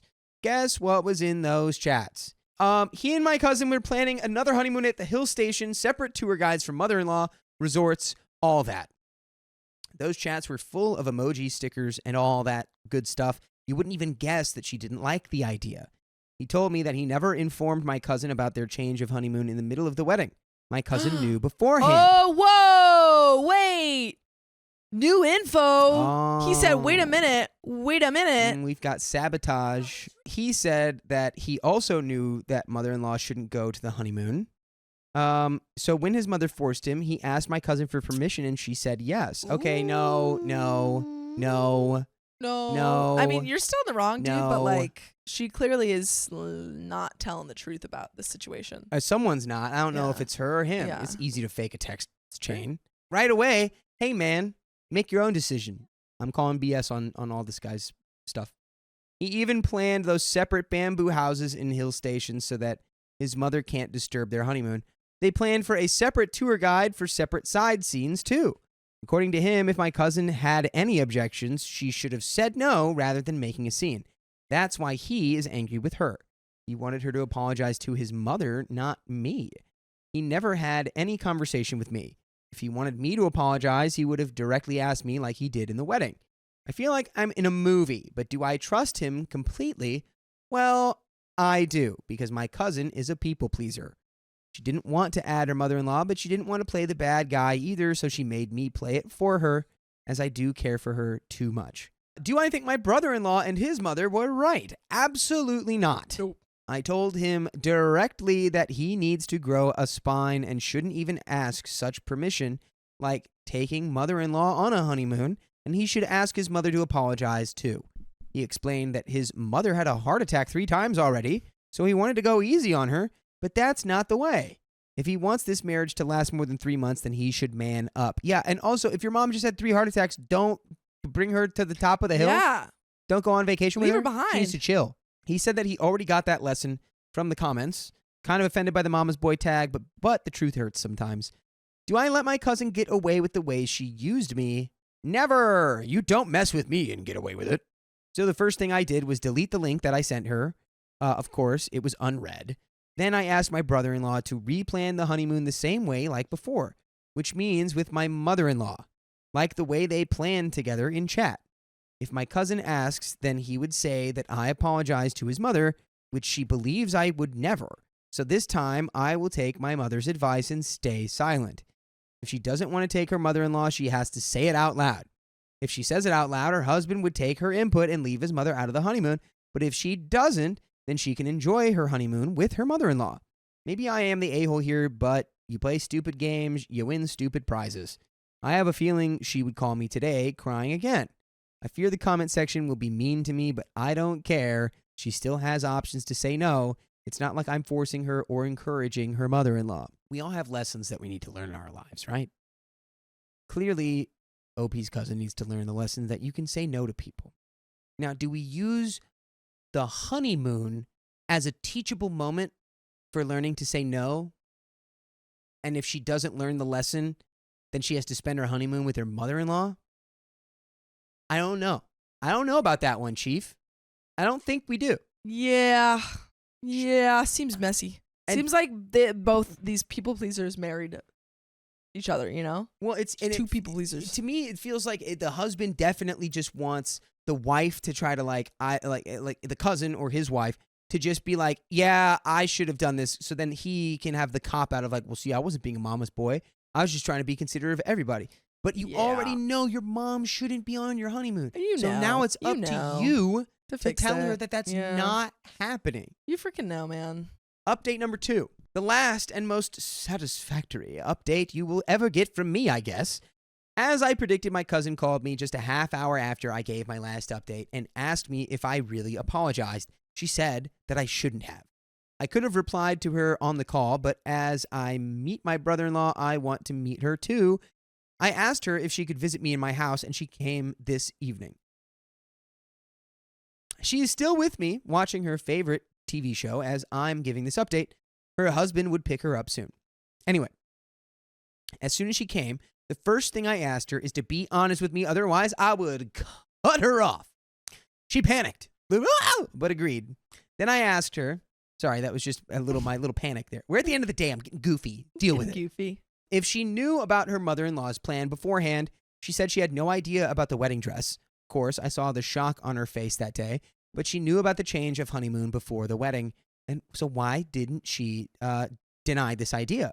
She was stressed with the wedding, and she panicked that if she denied it, her husband would call off the wedding and break up with her. Has her husband threatened her with these words? No, he didn't. But her husband loves his mother more than her, so she guessed that would be the case. I felt a little bad here. Why didn't she say the truth to me?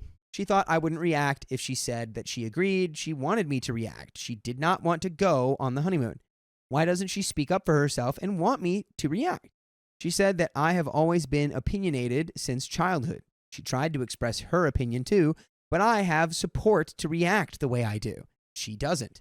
The moment she shares her opinions, they, our relatives, call it fatherless behavior. Also, her mother doesn't support her either. That's the conversation we had. I was speechless at some points, but I am glad I asked her to visit me and didn't react on the phone. I did it because someone commented, you shouldn't trust your brother-in-law over your cousin. Thanks for that. So I guess nobody lied this time. And good thing is she agreed to say no for a honeymoon with her mother-in-law. I already told my brother-in-law that if my cousin says no, he has to oblige. He agreed as he read all of your comments. I suggested my cousin to appoint a nurse for her mother-in-law for her safety. I hope everything goes well with their honeymoon this time around. Another thing, I asked her to not tell me about her problems before she talks clearly with her husband, which is good. Let's talk about our problems with the people who they relate to instead of others and then those people, right? Exactly. She agreed and asked me if we are okay. Well, we are. We are different kinds of people in real life, and in this case, we were all a-holes in certain ways. I poked my nose. She used that nose. Her husband doesn't have a nose. Her mother-in-law uses her nose to lead her son. To my brother-in-law, if you are reading this, go plan a good honeymoon at a sea beach. You can enjoy a full family trip another time, maybe in December. Good time to visit the hills. You'll get snow. And you need to sort out your priorities. I know my auntie is sick, but that is not an excuse to make my cousin sick mentally.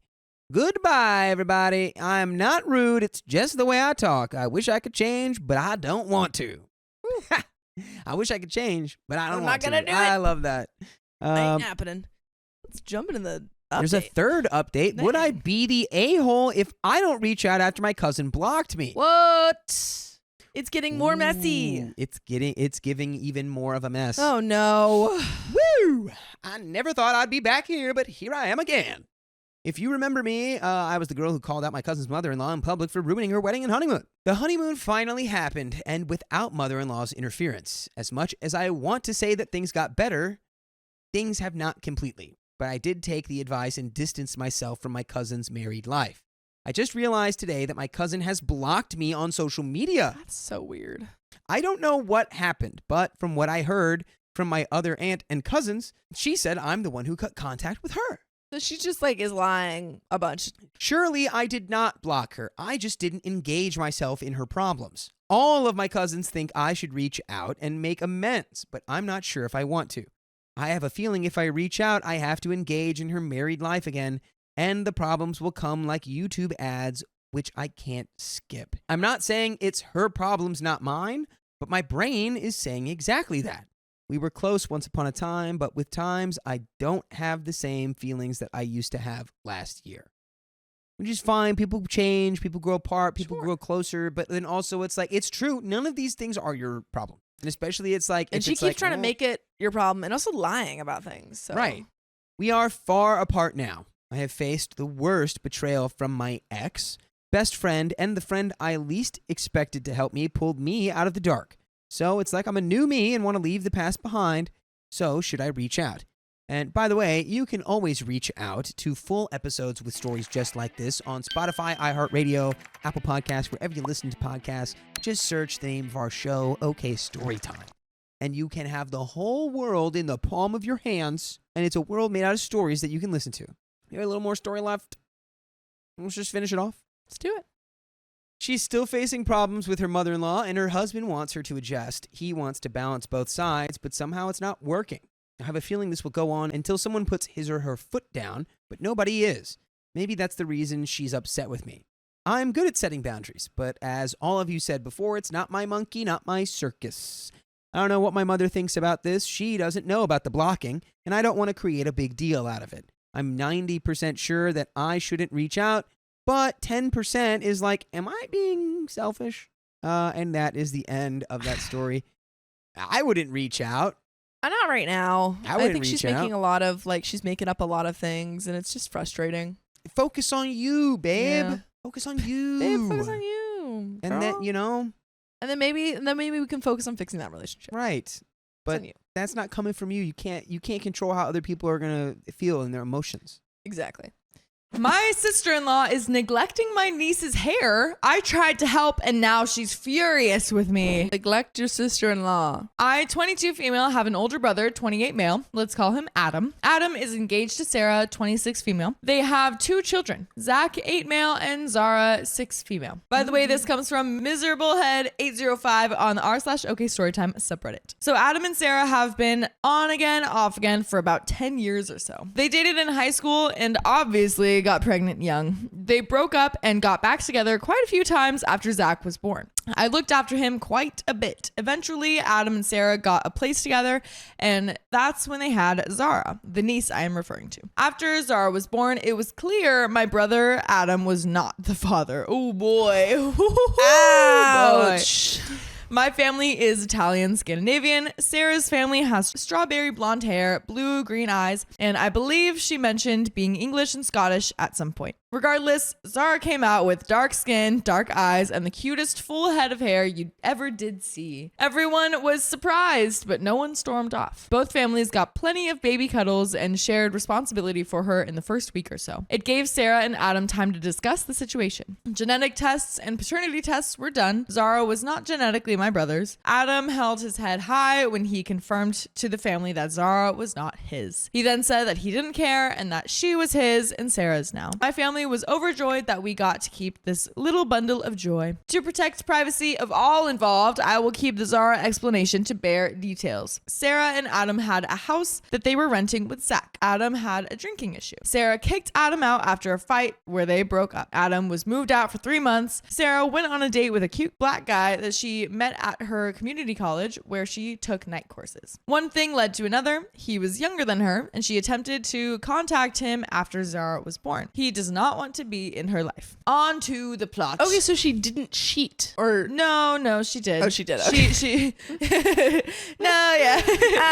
she went on a date with the black guy and then. But I thought Yeah. they had broken up, but maybe you just kicked her out. I see what you're saying. Yeah. Oh, yeah. Sarah utterly refuses to do Zara's hair. Zara has 4A, 4B hair. That's fully neglect. That's full on Yeah. neglect of a child. Yeah, if you don't that's- do their hair. It's coily and beautiful and long. She was paying someone at her salon to do Zara's hair every other week, and that person no longer works there, or that is what Sarah is saying. Zara, who used to rock braids and buns, now had dry, itchy scalp and hair shoved into a tight ponytail. That is ridiculous. That's Yeah. ridiculous. I have asked Sarah about it multiple times and even offered to learn on my own time to help with Zara's hair. I have a decent amount of experience styling curly hair, as my mother and I both have thick, dark, curly hair. My brother is blonde and blue-eyed like our father. Sarah always brushed me off and said that she would get around to it and never did. A few more weeks went by, and every time I saw Zara, she would be fussing with her hair or itching her head. It made me so sad to see her like that, and remembered how if my mom didn't do my hair for me, it got dry, itchy, and knotted. I couldn't imagine how uncomfortable it was for Zara. She used to love jumping into my arms and showing me her newest do. I finally had enough, and on a night I was babysitting, I sat Zach in front of the Polar Express for the first time and took Zara with me into the bathroom. I came prepared with about a dozen saved YouTube tutorials and full shopping bag from the black-owned hair studio in town. I showed them pictures of Zara's hair, and they loaded me up and gave me a ton of useful tips and YouTube channel suggestions. I sat her down on the counter and got to work. I washed her hair in the sink, I moisturized and detangled. I decided on a cute twisted French braid style and finished off with doing her edges. That sounds like so much fun. This sounds great. She looked cute. She was so happy she couldn't stop looking at herself in the mirror. That's so cute. When Sarah came home, the kids were already in bed. She thanked me for looking after the kids and went to go check on them. I was putting on my boots when she stomped up to me and the following exchange occurred. Sarah, why on earth do you think that you could mess with my daughter's hair? Me, I just washed and styled it. Zara likes it. Sarah, it's coming out tomorrow. Don't do her hair again. I am her mother. Me, look, I'm sorry. Zara's hair was bugging her. I tried to talk to you about it several times. I won't do it again, but please don't take it out. She likes it. Sarah, save it. I wash it when she has her baths and I brush it out of her face every day. Me, Zara needed to have her hair done. It looked terrible. Her scalp was irritated. Sarah says, oh, so you think I'm a terrible mother? Is that it?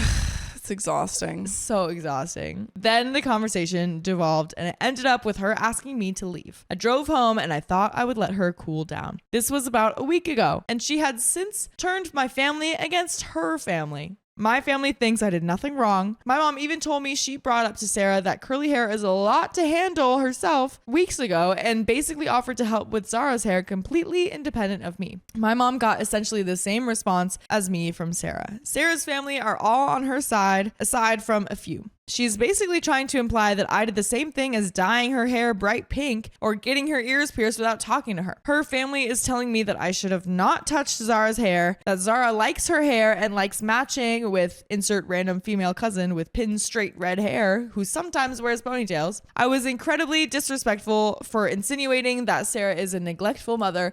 I was even told that I am lucky if I can ever see my niece alone again. Whoa. Oh my gosh. Whoa. Even if she likes matching the ponytails, like, yeah, it's you have different still, hair. Yeah, and she still obviously likes, doing these other hairstyles and stuff. Yeah. So like, why not just let her have fun with all that? I think like really quick, because I know there's more. I think that there are stories where we've seen like family members who like are not the same race as their like young niece or grandchild or something, and then they like completely mess up their hair because they think they know what's best, right? And they don't ask. Yeah, which is somewhat a similar situation in that we're seeing that OP did not ask or like get permission. Yeah, but I think it's different here because she's actually trying to take care. Like we have the opposite thing where a parent is not taking care of their child's hair, right? And OP's like, okay, well this child is experiencing a lot of discomfort and is trying to help. Right. Today, Sarah has posted the annual Christmas tree decorating on Facebook, and Zara has her hair done up in some sort of bun, and it looks brushed, but very dry. I am not invited to the family Christmas at their house this year. I am instead going to my mom's out of town. Tear me to shreds if I'm wrong, Reddit, but I don't think I am. Am I the a-hole for insinuating that my sister-in-law is neglectful for not doing my niece's hair? And there is an update, but what's our answer? No. I think she is neglectful. I think if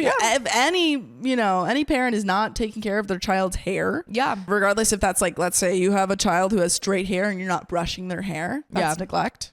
And if you have a child who has like hair that needs a lot of care, and you're not doing all of the stuff that is required, that's also neglect. Right. Yeah. Edit to add, my brother is an absentish parent. Okay, so clearly, that answers if that he's not doing anything about Zara's hair. Yeah. He works 4 weeks on 2 weeks off at a pipeline camp. When he is home, he takes the kids out for separate daddy dates. Oh, that's cute. He video chats with the kids almost every night he's at camp. He works a lot. Sarah also works full time. I did approach my brother first privately. Okay. Cool. We were hanging out doing early Christmas shopping for the kids, and I brought up Zara's hair. He got tense and tried to get me to drop it. I brought up that I wouldn't mind helping if Sarah was having trouble managing it. He said that Sarah had it under control. He absolutely loves Zara. She is a daddy's girl. She can pick out and name every screwdriver and drill bit in Adam's toolbox. Zach is much more of a mommy's boy. He likes to crochet with his mom and loves to play hockey in the driveway. By the way, you can play us on Spotify, Apple Podcasts, or your favorite podcast app, and you can find more full episodes with stories just like this. Just search search okay story time. Search it up. They are genuinely a happy family, and I do not get the impression that Sarah and Adam think of Zara differently, unless this entire time their acting was out of this world. I'm curious if maybe there is something going on in their relationship, like some people are saying, or if something happened to trigger this. And there are some relevant comments.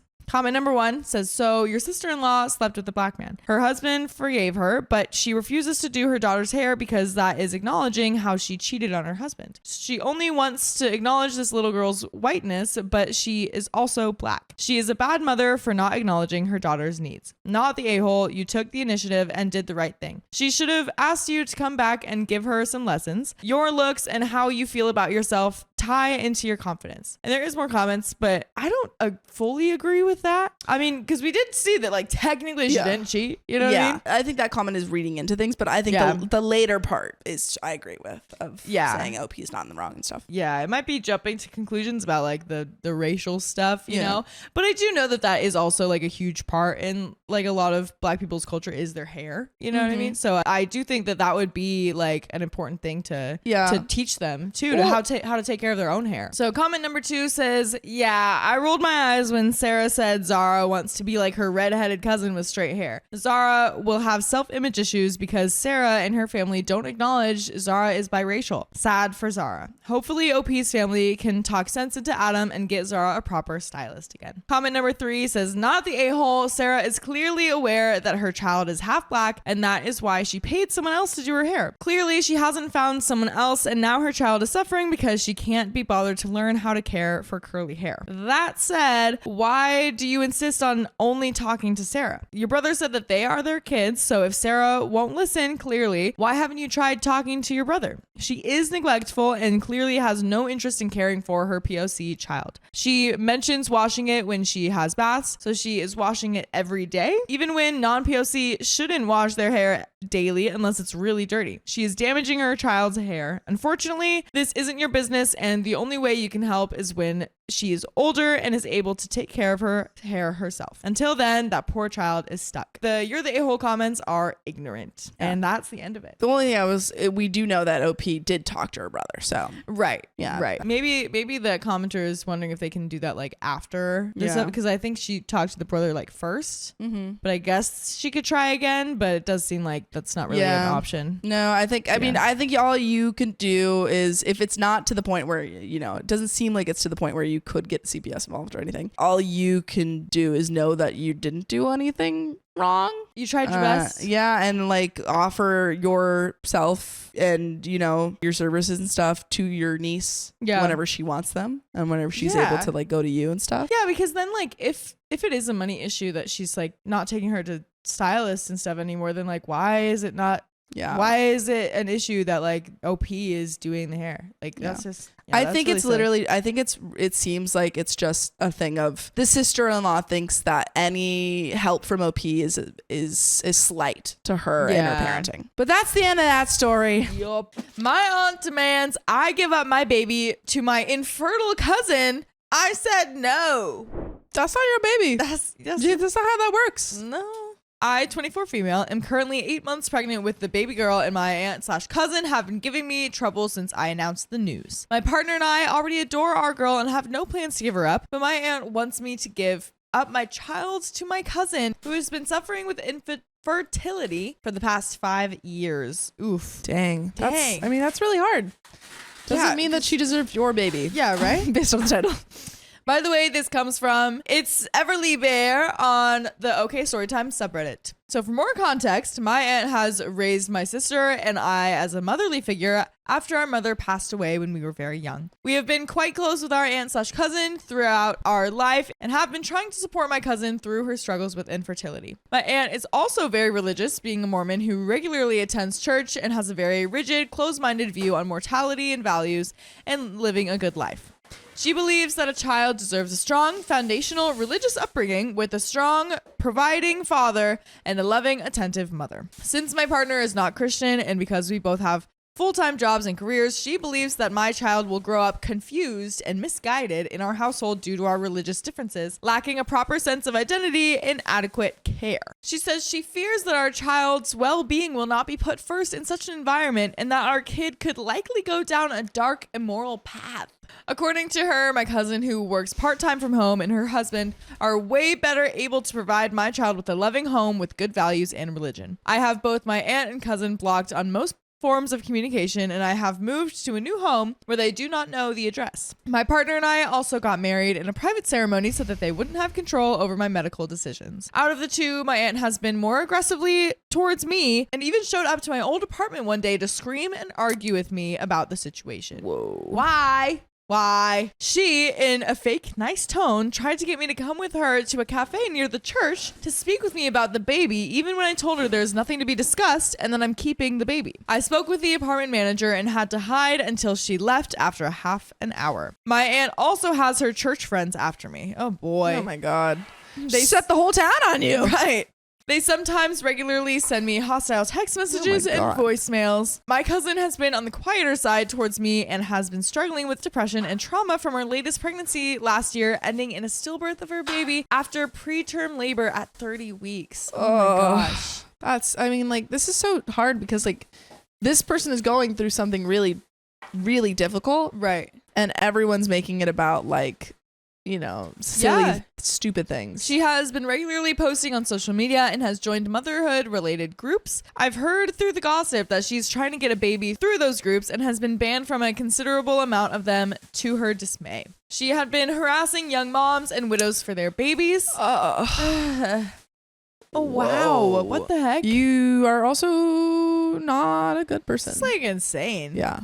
My cousin is desperate for a baby to fix her family and is apparently waiting for my name to give birth for my baby girl, who she apparently sees as her own late baby in. She needs massive amounts of therapy. Yes. This is clearly a psychotic break. Much bigger issue. This is the you're going through loss of your child, and your mind is filling in with he's replacing it the baby wherever it can. Yeah. And this is just not, this is therapy very, very much needed. My aunt and her are apparently sure that I will be overwhelmed with my decision and the responsibilities with motherhood, that I will give up / give more to my baby by letting my cousin and her husband adopt her. This is insane. I, really quick, cannot imagine, or I just can't understand the aunt and the husband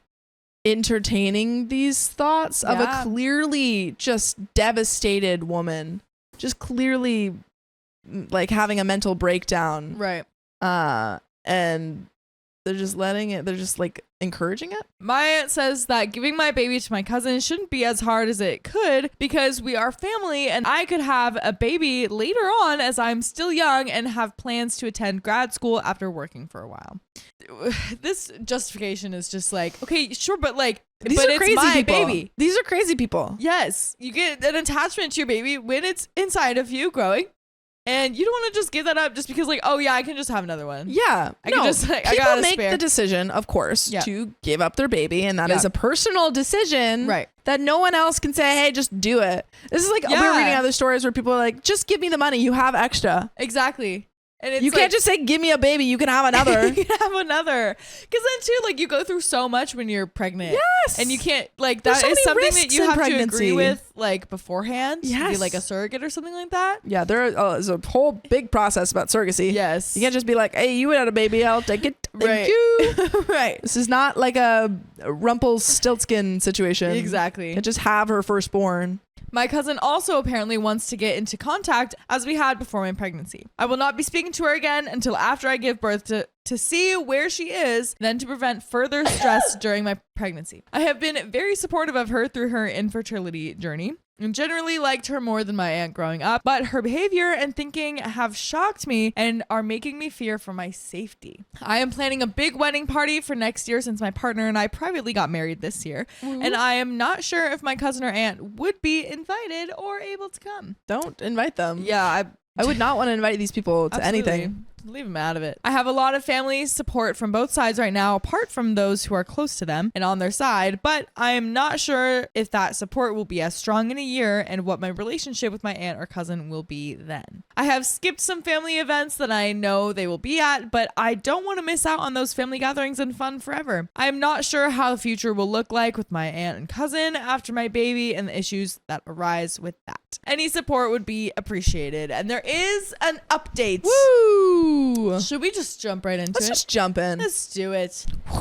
Update. This will be a small update. We got in contact with the local church leader and talked to them about the situation with my aunt and cousin, who are both active members. We talked to him for a while. He initially dismissed my concerns as personal conflict between family and tried to refer us over to counseling services. We explained to him that my cousin is dealing with trauma from her baby's death and that she is having false hopes about adopting my baby, which would be raised in a good home. We also told him that my aunt is feeding into those hopes and has been harassing me on her behalf, causing disturbance and a lot of stress. He told me he understood my side and that he knew what my cousin has been going through with her inability to have kids. He said that he would contact my aunt and cousin to see what they have to say about the situation. I talked with him again today. He said that my aunt and cousin would like to speak with me and that they were concerned that I stopped communicating with them, especially since I moved away. They're probably just concerned, like, what are you gonna, like, where's what are you the gonna do with my baby? baby? Are Yeah. you okay in your pregnancy so that my baby can be healthy as well? I explained to him that their behavior regarding my baby influenced me to do these things and pressed him on what they said. He said that my cousin had talked with a church therapist and was looking into adoption to start a family because her IVF treatments were likely not going to produce a child with her condition. I emphasized to him that I was not giving up my baby and that my cousin had been thinking such. He said that he understood that and started asking me for personal details on how I was doing now. He was again trying to set up a meeting between us and my aunt and cousin, referring us to services. I told him I was not comfortable with that at the moment, and he told me to at least call my cousin once. He said he will meet with my aunt on Sunday since I was too scared to do it on my own. Girl, Mr. Girly. Pastor, man. Girly. Girly. What are you talking about? Too scared. My guy. He's like, oh my God, they keep bringing these problems to me. Deal with it on your own. Jesus. I can't fix it for you. Dr. Jesus. Exactly. Our call ended after that. I'll comment any update on what he says in the coming days under this post. I'll also edit this post to make the update easier to find since I don't want to create a whole different post on it. Another edit. I'm not satisfied with his response and do not like that he is putting pressure on me with reconnecting with my aunt and cousin. He says that he understands my concerns, but I think he's being rather dismissive of them and trying to force us to resolve our issues. Yeah, it seems like he just thinks he's like, oh, it's just a family thing, whatever. Just like say you're sorry or whatever. Right. And he's like, no, like, they're trying to take my child. Oh, I'm in the court. They're trying to take my child. Yeah. That's a big issue, especially since they're like relating it to religious things. Yes, also. It's like, exactly. They're using religious reasons. Yeah. Like maybe he can talk some sense into them. You would think using so. religious reasons as well, you know. My partner and I thought that it was worth a short reaching out to him because he has influence and religious authority over my aunt and cousin. Exactly. I'll see what he says on the next phone call and see what I can do to make him care more. Another edit to make it clear, I didn't give him any personal information and have no plans for any in-person meeting with my aunt and cousin. We are in contact with legal help and we do not live in Utah. Just to make things clear, I guess. They're like, we might be Mormon. We're not in Utah. They have to be in Utah at the moment. But there is another update. Woo. We spoke again with the bishop.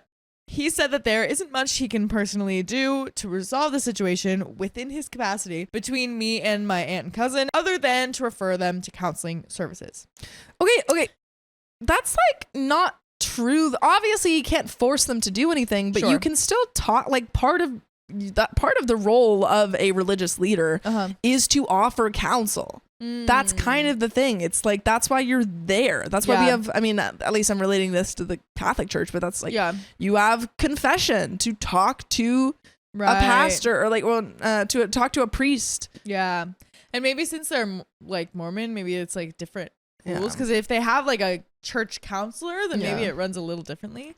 But still, it's also like, I don't know, man. Like, I feel like at least counseling would be like more, just have a conversation with them. Like if counseling was like the right thing to do in the situation, it would probably be more effective, but it doesn't seem like it is because I think they went to counseling. So I asked him if he did meet with my aunt, and he said he did. Their conversation was apparently focused on my cousin and helping her heal. He told me that my cousin was also grieving the loss of communication with me and my sister, who hasn't been talking to her much anymore. I told him that my cousin was trying to take my baby to replace hers and that her and my aunt's behavior was threatening the safety and well-being of me and my family. I think he was losing interest in the conversation, so he just told me to do whatever I feel is best for my family, but to consider the grief my cousin has been through and contact family counseling services for further help on this matter. This is me so annoying. He's like, okay, Like, I blah, get blah, it. blah. Jesus, Yeah. go talk to someone else. Yeah, that's crazy. I wonder too, like, I just can't imagine. if this was brought up in their counseling or if he didn't want to bring it up or something, Yeah. or if it was brought up, then maybe he just like, yeah, there's no saving that. He's like, I can't help you, That man. seems like a ish you, not an ish me. There you go. Me and my partner sent him an email afterwards with a copy to our lawyer to close off communication. I decided to unblock my cousin and send her a message. I told her that my partner and I are keeping our baby and that is not up for discussion. I encouraged her to seek proper therapy if she hasn't already done so and told her that I am not comfortable with her husband, or my aunt being involved in my child's life. She hasn't responded yet. Regardless of what she says, our relationship will not return to as it was before, and she will not be a part of my child's life. And there is another update. 5 months later. 5 months later. Here's the update everyone has been waiting for. Yeehaw. I was busy in the last few months with the birth and projects I have been working on as I recover from birth and take care of my new baby. I logged into Reddit a few times since then, but haven't gotten a chance to update. I am now 25 and my baby is almost 4 months old. Time flies. Woo. She is doing well and brings us so much joy. Slay. I love going on walks with her and she's growing up so fast. Love it. I am planning to go back to work soon, looking for a new job. Thank you all for the concern and well wishes, and I hope everyone is having a great time during the Thanksgiving holiday season. Now, the update that everyone is looking forward to, my cousin and my aunt. Since my last update, my cousin and my aunt were silent for a while, and my cousin didn't respond to my texts. In August, my aunt reached out to me through a new number and asked me how I was, and if I had the baby yet. We talked. She was concerned about mine and my baby's well-being since I distanced myself from a lot of my family and had to leave my job. I asked about my cousin. She says that they have been trying to adopt a baby through their church connections, but nothing has been successful so far, because they probably just started on that. Also, through the church connections, does that mean like there's people in the church that are giving up their children for adoption, or they know people? Or does it mean that they see other pregnant people in the church and are just like, hey, can I have your baby? Hey, give me a baby. Hey, can I have your, hey, give it here. Hey, like, are you gonna have that? Cough up your baby. It's like when someone isn't Yeah. finishing their food, it's like, are you gonna finish that? Are you gonna finish that? Can I have it? Are you It's gonna like, are you gonna are you gonna take care of that? take care of that baby? I'll take it. I'll take it if you That's don't them. want it. That's what I'm gonna guess is their church think so. connections. I asked about whether they consulted with the proper adoption agency, but my aunt said that my cousin's husband's past may become a problem. Didn't know about that. Well, they said earlier that she'd been denied by a bunch of agencies. Oh, I forgot about that. Yeah. Do we know what his past is? I don't know if we heard about that. Mafia. I think you got it. The Mormon Mafia. The more mafia. And she proceeded to rant about how the white birth rate is dropping and how people were actively denying themselves parenthood. Okay. Oh boy. Don't like that. Don't like that one bit. Oh boy. I don't know what to say about that. Ooh. Ooh, ooh. She asked me if I still wanted the baby and got angry about 9-month terminations. She is pro-life without exceptions. Oh my god. Oh, So that's is what this she's like talking the- about, of the denying their own pregnancy. yeah. Is That's what I this thought. like when like pro-lifers are like, oh, like there's all these terminations happening like right before the baby is born, that's just birth. That is just birth. Is that like what they do with the statistics or something? Yeah, like that? they're like, It's yeah, like all of these babies are getting terminated like at 9 months. I'm like, that's It's just like- birth, baby girl. It's like, I don't know about that. That's just birth. But also too, in this case, like of these people, stillbirths also happen. You know yes. what I mean? Also that. So that could happen too. There are a lot of different reasons a lot of different why reasons. pregnancy cannot come to term. Exactly. I reaffirmed to her that I did, and she talked about how my cousin was getting old, but she is in her early 30s. I'm wondering when they're gonna like. What's the timeline for them not asking, "Are you still having the baby?" Yeah, right. You know, like, like, how old is the kid baby's gonna 4 be? months. Like, Yeah. is it like 18? And they're like, "Hey, you still having that baby?" Still like, is this It's still like, gonna I've be had the yours? baby for 18 years. Like, Gonna keep it's going. Now yeah. my turn. Yeah. Like, you've had it long enough. Yeah, let's switch. Yeah. Let's just do like trade off. Right. Yeah. You take it every 2 years. I take it every 3 years. Right. It's fine. But she's in her early 30s and that her nest is still empty. She wanted me to at least share the joy and let my cousin be in my daughter's life. Let me cousin be in my daughter's life and spend time with her. I told her that would not be possible due to their past behavior. I feared that my cousin would try to become her mother and let her delusions get her again. Absolutely. Or kidnap her too. Yes. I feel like that is A lot of very dangerous possible things about situation. letting her be around your kid. Absolutely. My aunt said that my cousin was trying to become better and got some church counseling. I still told her no.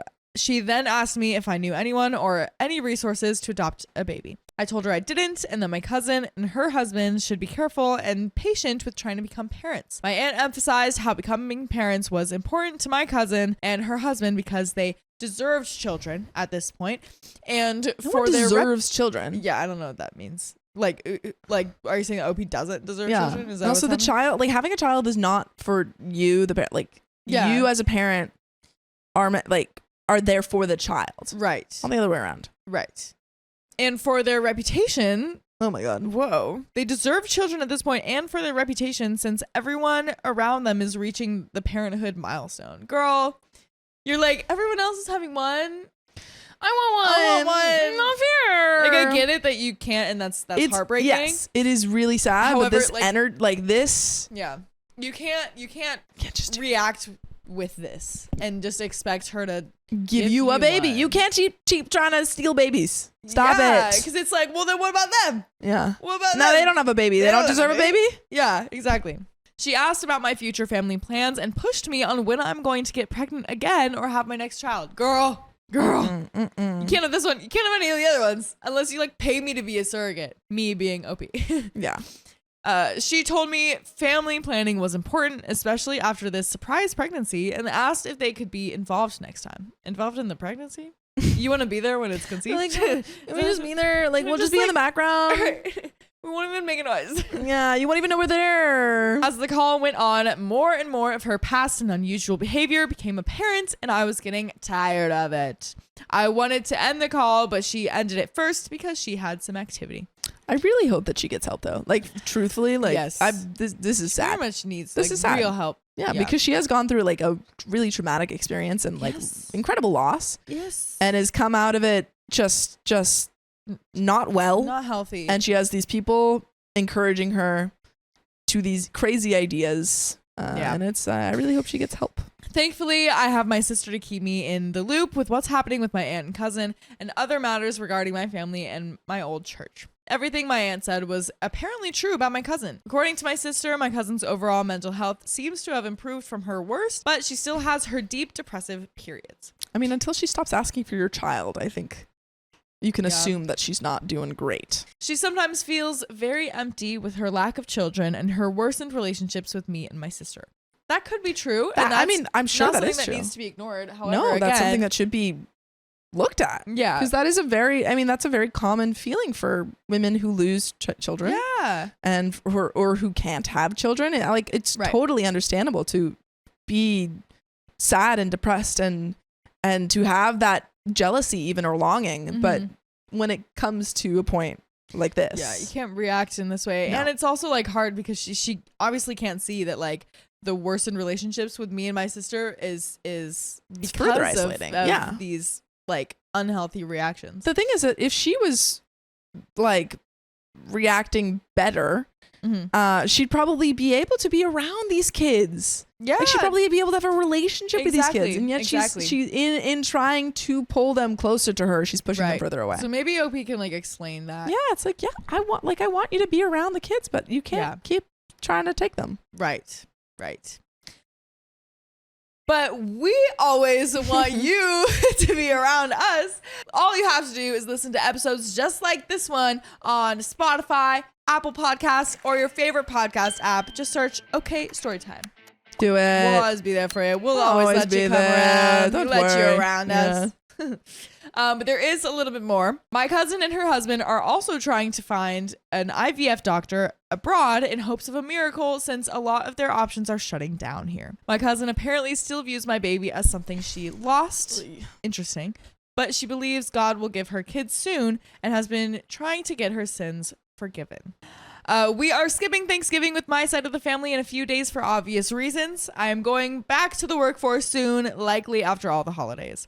I have my childcare arrangements ready with all the necessary precautions, and the future is looking good overall. Again, thank you all for your support, and let me know if you have any questions about anything. Mormonism, my family, motherhood, etc. And that is the end of the story. My husband forgot to RSVP to his cousin's wedding. Now he's blaming me. Hey, you my secretary? No, you my cousin. Look in the mirror. My 33 female husband's 35 male cousin is getting married, and we received our invitations about 3 months ago. The invite was addressed to our entire family, and when you go online to RSVP, it lists each of our names individually. You can check off who you are RSVPing for. By the way, this comes from RSV Pissed Off on the r/OK Storytime subreddit. As soon as I received the invite, I went online to RSVP. There was a section for advice to the couple and another for song request. Smart idea.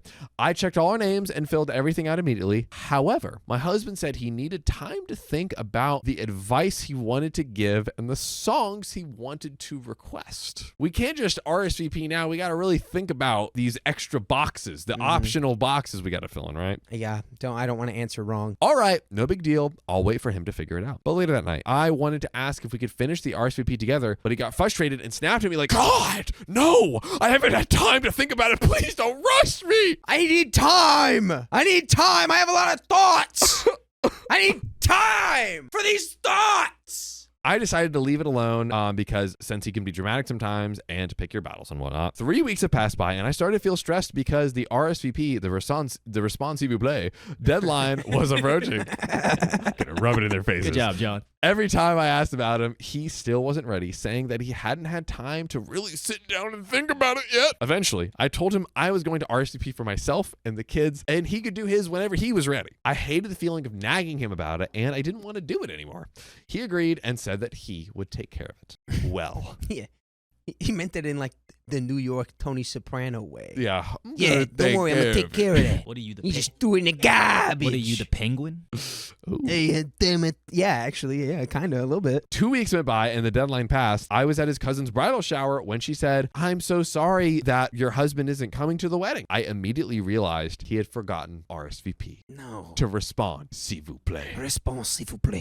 I sighed and told her he probably just forgot. She looked at me a bit strangely and confused as to why I didn't RSVP for him along with the kids. I explained the situation, but it felt like she didn't really believe me. Yeah, imagine Is this trying about to to turn explain on that. OP? Because that would be crazy. Yeah, and everyone thinks that she's Oh, God. just lying about it. Well, later that night, my husband got a message from his cousin, the bride, asking if what I told her at the bridal shower was true. He admitted that he had forgotten to RSVP. She said that she hadn't realized it was just an oversight and assumed that he genuinely couldn't come because of his job, which sometimes requires him to travel on weekends when her wedding is. She then mentioned that since it had been over a week since the deadline, they had already submitted the numbers to the caterer and signed the contract. Okay, but that's not a big deal.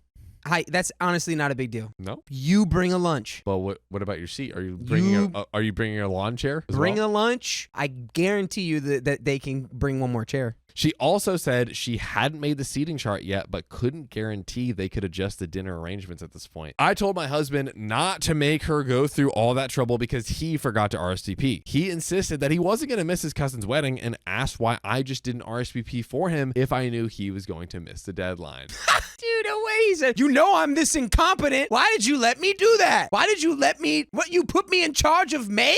Oh boy. I told him I didn't realize he had forgotten until his cousin mentioned it at the bridal shower, and by then it was too late. He still thinks I should have reminded him more and that I'm purposely being an a-hole to prove my point. Bro, you said, like, you kept getting like, oh, please stop reminding me, please. But now he's worried he'll look stupid if I go to the wedding with our kids and without him. People start asking why he couldn't make it. So am I the a-hole? We have an update. Can we really quickly answer, is OP the a-hole or not if she goes to the wedding? Honestly, if you knew your husband was that dumb, yeah, you are. No, of course you're not. No, of course you're not. He is the one that messed up. How does he not understand that? Cassie O'Brien says he's an adult, right?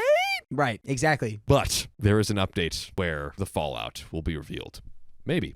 So, update. I didn't realize this would get so many comments, but I've been reading through them all and want to answer a few common questions. For those saying I would have just RSVP'd and let him fill it out later, I didn't realize you could do that. When we got married 10 years ago, we didn't have a wedding website or anything like that. We had people RSVP through cards by mail. I figured that once you submitted the RSVP, that's it. You can't go back and add to it. I'm looking at the wedding website now, and whilst it doesn't allow us to RSVP anymore, it does let us edit the information in it. But again, I genuinely had no idea this was possible.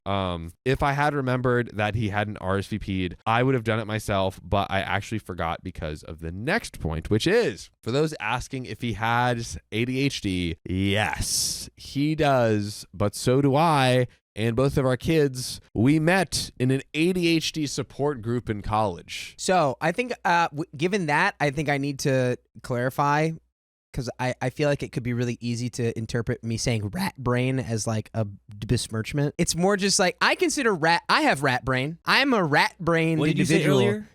Ratatouille? Ratatouille. Yeah, no, but it's just like, it's rat brain is like you're just doing something and then you're doing something else. And then it's like, and then you'll go over it and every memory you've ever had in your whole life is gone. Where's the cheese? Because you're busy getting cheese. We need cheese. Somewhere else. Give it to me. As soon as you lose sight of the cheese, it's on to the next piece of cheese. Well, the reason I was so anxious as the deadline approached is because I know how easy it is to forget things like RSVPs when you have ADHD. And yeah, that rhymed. I reminded him every time I remembered it was due, but after we agreed he'd be responsible for his, I eventually stopped reminding him and then forgot about it completely. For those asking why his cousin just can't add one more person, she definitely can, but she made it clear to him that it would involve several extra steps and possibly an additional fee since the deposit is based on a percentage of the total. It's more about her having to deal with older people and people overseas not RSVPing than adding them last minute. She's trying to ensure her parents, the groom's parents, and immediately family members are all factored into the equation. When she checked the RSVP lists, my husband's RSVP automatically showed up as no on her end because he missed the deadline. So it's like, hey, because he didn't fill it out, the website just has it as no, and didn't realize it was an oversight. For those saying that I should have told the cousin exactly what happened, I did exactly as it happened. She didn't believe me. And for those also suggesting that I remind him that I'm not his mom, I did, and he agreed. He told me he would handle it himself. For those asking if he does this a lot or if he has other redeeming qualities and this is just a one-off thing, he has ADHD and he is so forgetful, but so am I. There are things he excels at that I struggle with. For example, my ADHD sometimes causes me to forget that I left things on or open. It could be something simple like leaving the microwave or fridge door open, or something more dangerous like leaving the stove on. This got worse for me after having kids. There are definitely a few times when he picks up my slack just as I pick up his. We both understand that sometimes we can't help it and try not to judge each other for it. He absolutely has redeeming qualities. For instance, he works from home during the week, and this is on top of the kids' school stuff and doctor's appointments. He's the primary parent for those responsibilities. That takes such a load off because he's so good at it, and our kids are his everything. Wow. It's got to be hard to do that with ADHD when your work life, your private life, or your work life and your personal life and your family life are all taking place in the exact same area. It's a lot. It's a lot. And I like I like her, they're giving it up and it seems like they do have a true partnership. They're helping each other with their strengths and weaknesses. I like it. Well, when we got pregnant, we made a pact to use all the attention we have, despite our attention deficit, every last ounce, to put our kids first and ourselves last. He's held up his end of that bargain. Unfortunately, I love him with all my heart, and he is a good partner most of the time. Most of the time, I'm not babying him, and he's perfectly rational, but sometimes he just has his moments. This is one of those moments. And you can have one of those moments, dare I say, a good moment, when you realize that you can listen to full episodes with stories just like this on our podcast. Just go to Spotify, Apple Podcast, or your favorite podcast platform and search OK Storytime and it'll be right there. Full episodes for you. You know, I really like the way that you're talking right now. I like the way that you're talking. But Dakota, before we get into, we have more of the story. I feel like this is a case of it is what it is. Yeah. Seems like they have a good partnership. It was an honest mistake. He has ADHD. We all have our faults. Yeah. We all slip up sometimes. It just happened to be a slip up with the wedding. What are your thoughts, Dakota? It sounds like he was just wound up in that moment where it's like, that's just like not even thinking about doing the RSVP right now is going to make my brain explode. Yeah. I can't do it. It's like, just do it right now. You're like, I literally am going to curl up into a ball and stop existing if I even try to sign that RSVP right now. It's trying for no reason. Trying to make the perfect playlist, you know? It's trying to have the perfect advice for a wedding. I mean, hey, that's tall order. And then the rat brain probably just took over and he just forgot. And probably thought about it at one point where it was entirely inconvenient and he is not anywhere nearby the place where he could even do it. That's when I forget stuff like that, that's how it happens to me. It's like I'll be somewhere else and I'll be like, oh yeah, that thing I can do that's like on the other side of town right now that I forgot to do 2 days ago. Like, I can't do it right now because I'm not there. Like, but I should do it later. Okay, let's finish this real quick. So, for those saying I should let him go in place with the kids and take the day for myself, that's exactly what I'm going to do. For those suggesting I show him this post, I did. But even before I did, he had already apologized for snapping at me. He was frustrated and embarrassed and unfortunately took it out on me. I've done the same to him before. We both mess up, but he came to the conclusion on his own that he should have taken care of it and not blamed me. He's sorry and is making it up by buying me something expensive this week. Can't wait, lol. And we have a few quick comments. Comment number 1, not the a-hole. Why do women have to bear the burden of remembering to remind their partners to complete tasks? True facts. On top of everything else involved in managing a household, this typically is defined as nagging, quote unquote, infuriating. Comment number 2, not the a-hole. Your husband is an adult. He made a decision for himself despite the many reminders and nagging. If he can't attend, it's his fault and should own up to his mistake and not hold you accountable for it, which he did at the end. Sorry he's behaving like a man-child. I hope this is an isolated issue and not that he pushes the issue at his convenience and then blames you for his lack of self-awareness. Comment number 3, let the man baby deal with his consequences on his own. Wah, wah, wah. You reminded him multiple times and he was snippy about it. You're his wife, not his secretary, not his event planner. Comment number 4, what are you supposed to have done? He told you not to do it. This seems to be a situation where you cannot win. Sorry, he's a booty about stuff like this. I'm sure he has some good redeeming qualities, but this must be quite the pain in the booty. Indeed. But look at that brilliant resolution, though. Honestly, she's all's well just that like, yeah, I don't know. He definitely was annoying, but I'm annoying too. And he can just take it. I'll have the day to myself and he can go to the wedding that he wants to go to way more than me and he'll take the kids. As long as, and it seems like OP wasn't like if OP felt more strongly or feelings were more hurt, which, you know, hey, we all got feelings too. That's okay. But I really liked the place that we ended at. OP acknowledged his stuff. He apologized and acknowledged his stuff.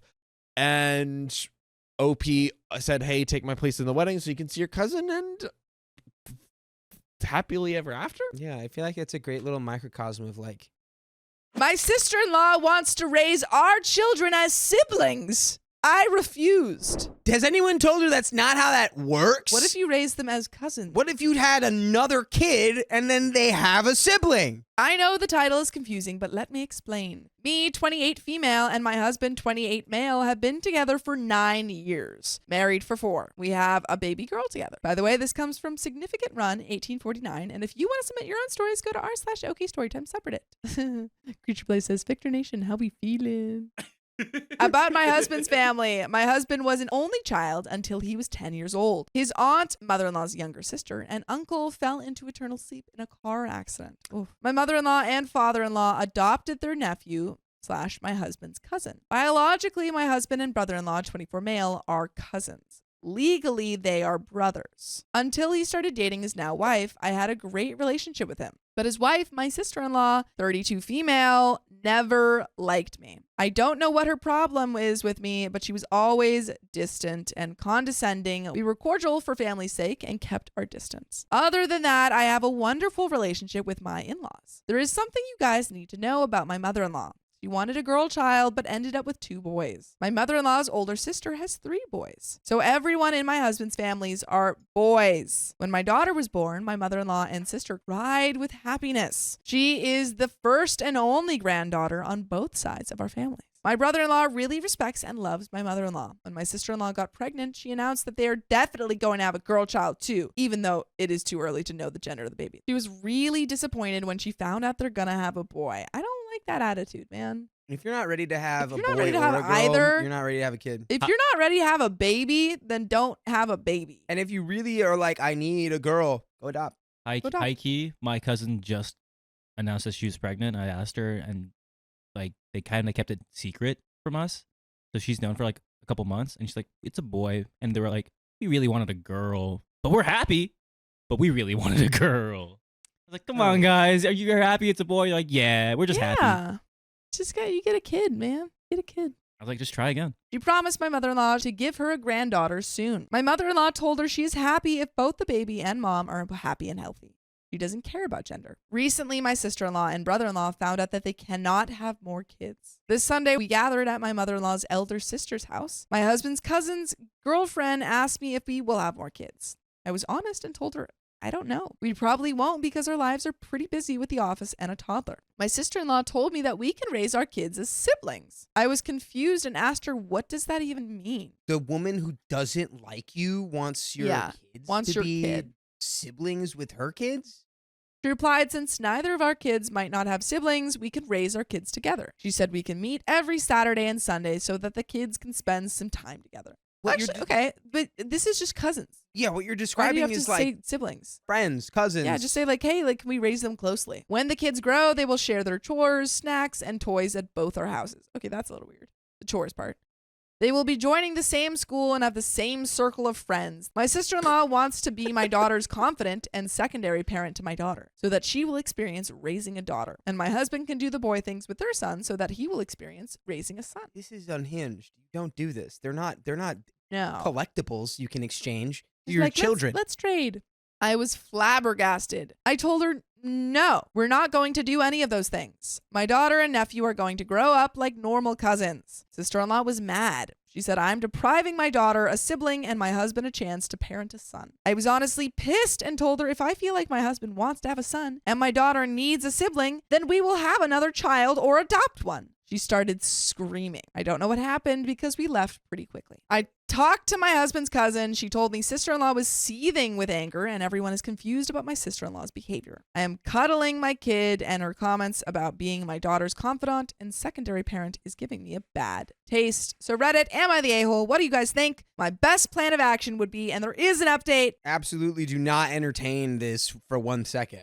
Same. Be like, Yeah. she's like, you're depriving your husband of fathering a son. It's like, no, you're depriving your brother of being an uncle. Yeah. What are you talking about? Just Like, be the uncle. You can Yes. be around this kid. You can do fun parenting. If it was taken by that approach, so Just you're the fine. aunt. That's so cool, and I love that. But You now could- it's so creepy and psycho that I'm like, Yeah. stay away from me. I don't even want you near them in a cousin. and we're gonna make sure they go to the same school and have the same circle of friends. Yeah, like what? What are we talking about? You can't even Stop do it. that You if can't you're do that. if And you're then we're actual giving them a sibling. name, and it's gonna be our name. Yeah, and then we'll adopt those kids and make them siblings, We'll take and your we'll child. grow a family. We'll take your child and she will be a changeling and we will leave you a son. Hello, people. Thank you so much for all the advice. 70% of the people told me to stay away from my sister-in-law, and 30% told me to be empathetic towards her struggle. Following your advice, we came to a conclusion. This Saturday, since my husband is working from home, me and my daughter went to my parents' house.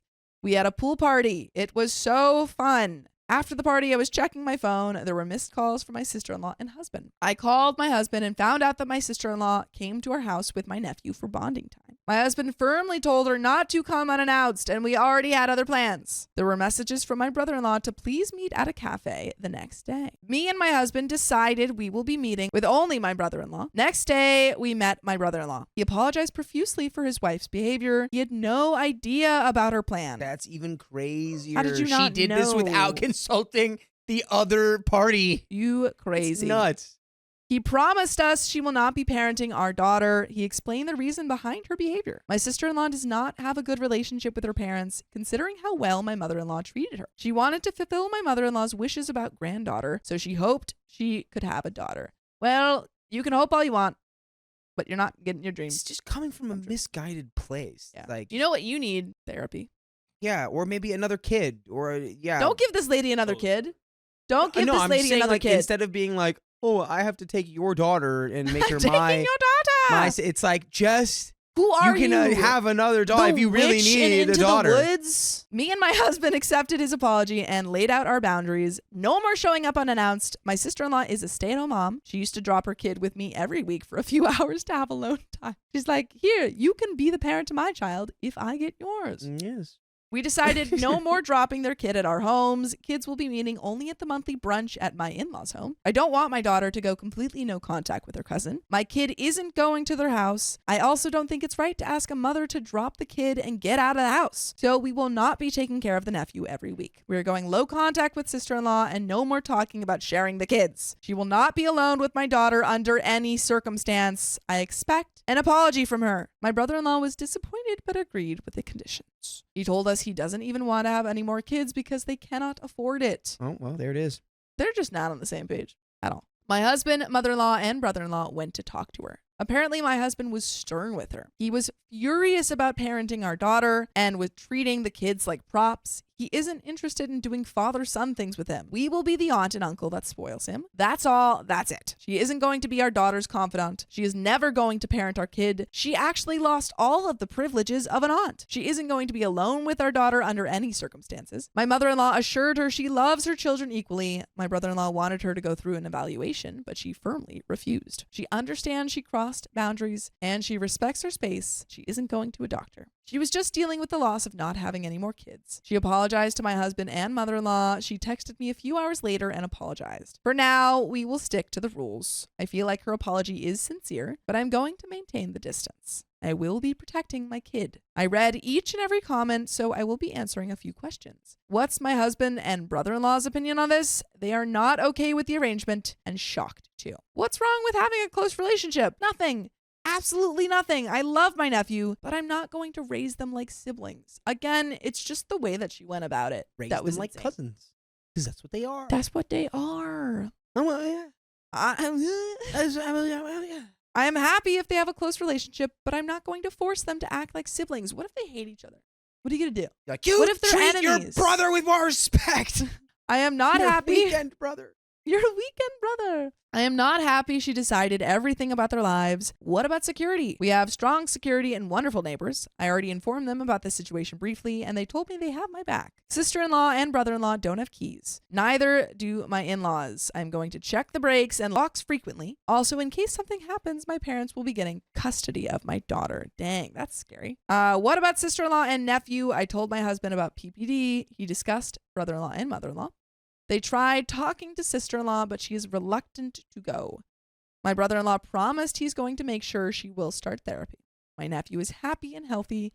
He is well taken care of. We will be checking up on him frequently. Someone called me AI. LOL, that's real funny. From now, we will be visiting my in-laws' house, confirming sister-in-law isn't going to be there. My daughter visits the park regularly, so she will not be deprived of meeting with people her age. We also decided my best friend's parents or my parents will be taking our kid in case of emergency. My daughter loves my best friend's kids, 4 female, 7 female, so I guess there will be no problem. Anytime my mother-in-law misses her granddaughter, she is welcome in our house. And you guys are welcome to listen to full episodes with stories just like this. Anytime you miss us. Literally anytime. Just go to Spotify, Apple Podcasts, or your favorite podcast app and search OK Stories. Do you have any final thoughts? She needs help. She needs big time help. And yeah, I don't think she should adopt another kid. She needs help. No. She needs Let us know. therapy, and it seems like the brother-in-law is on the same page, which is good. Yeah.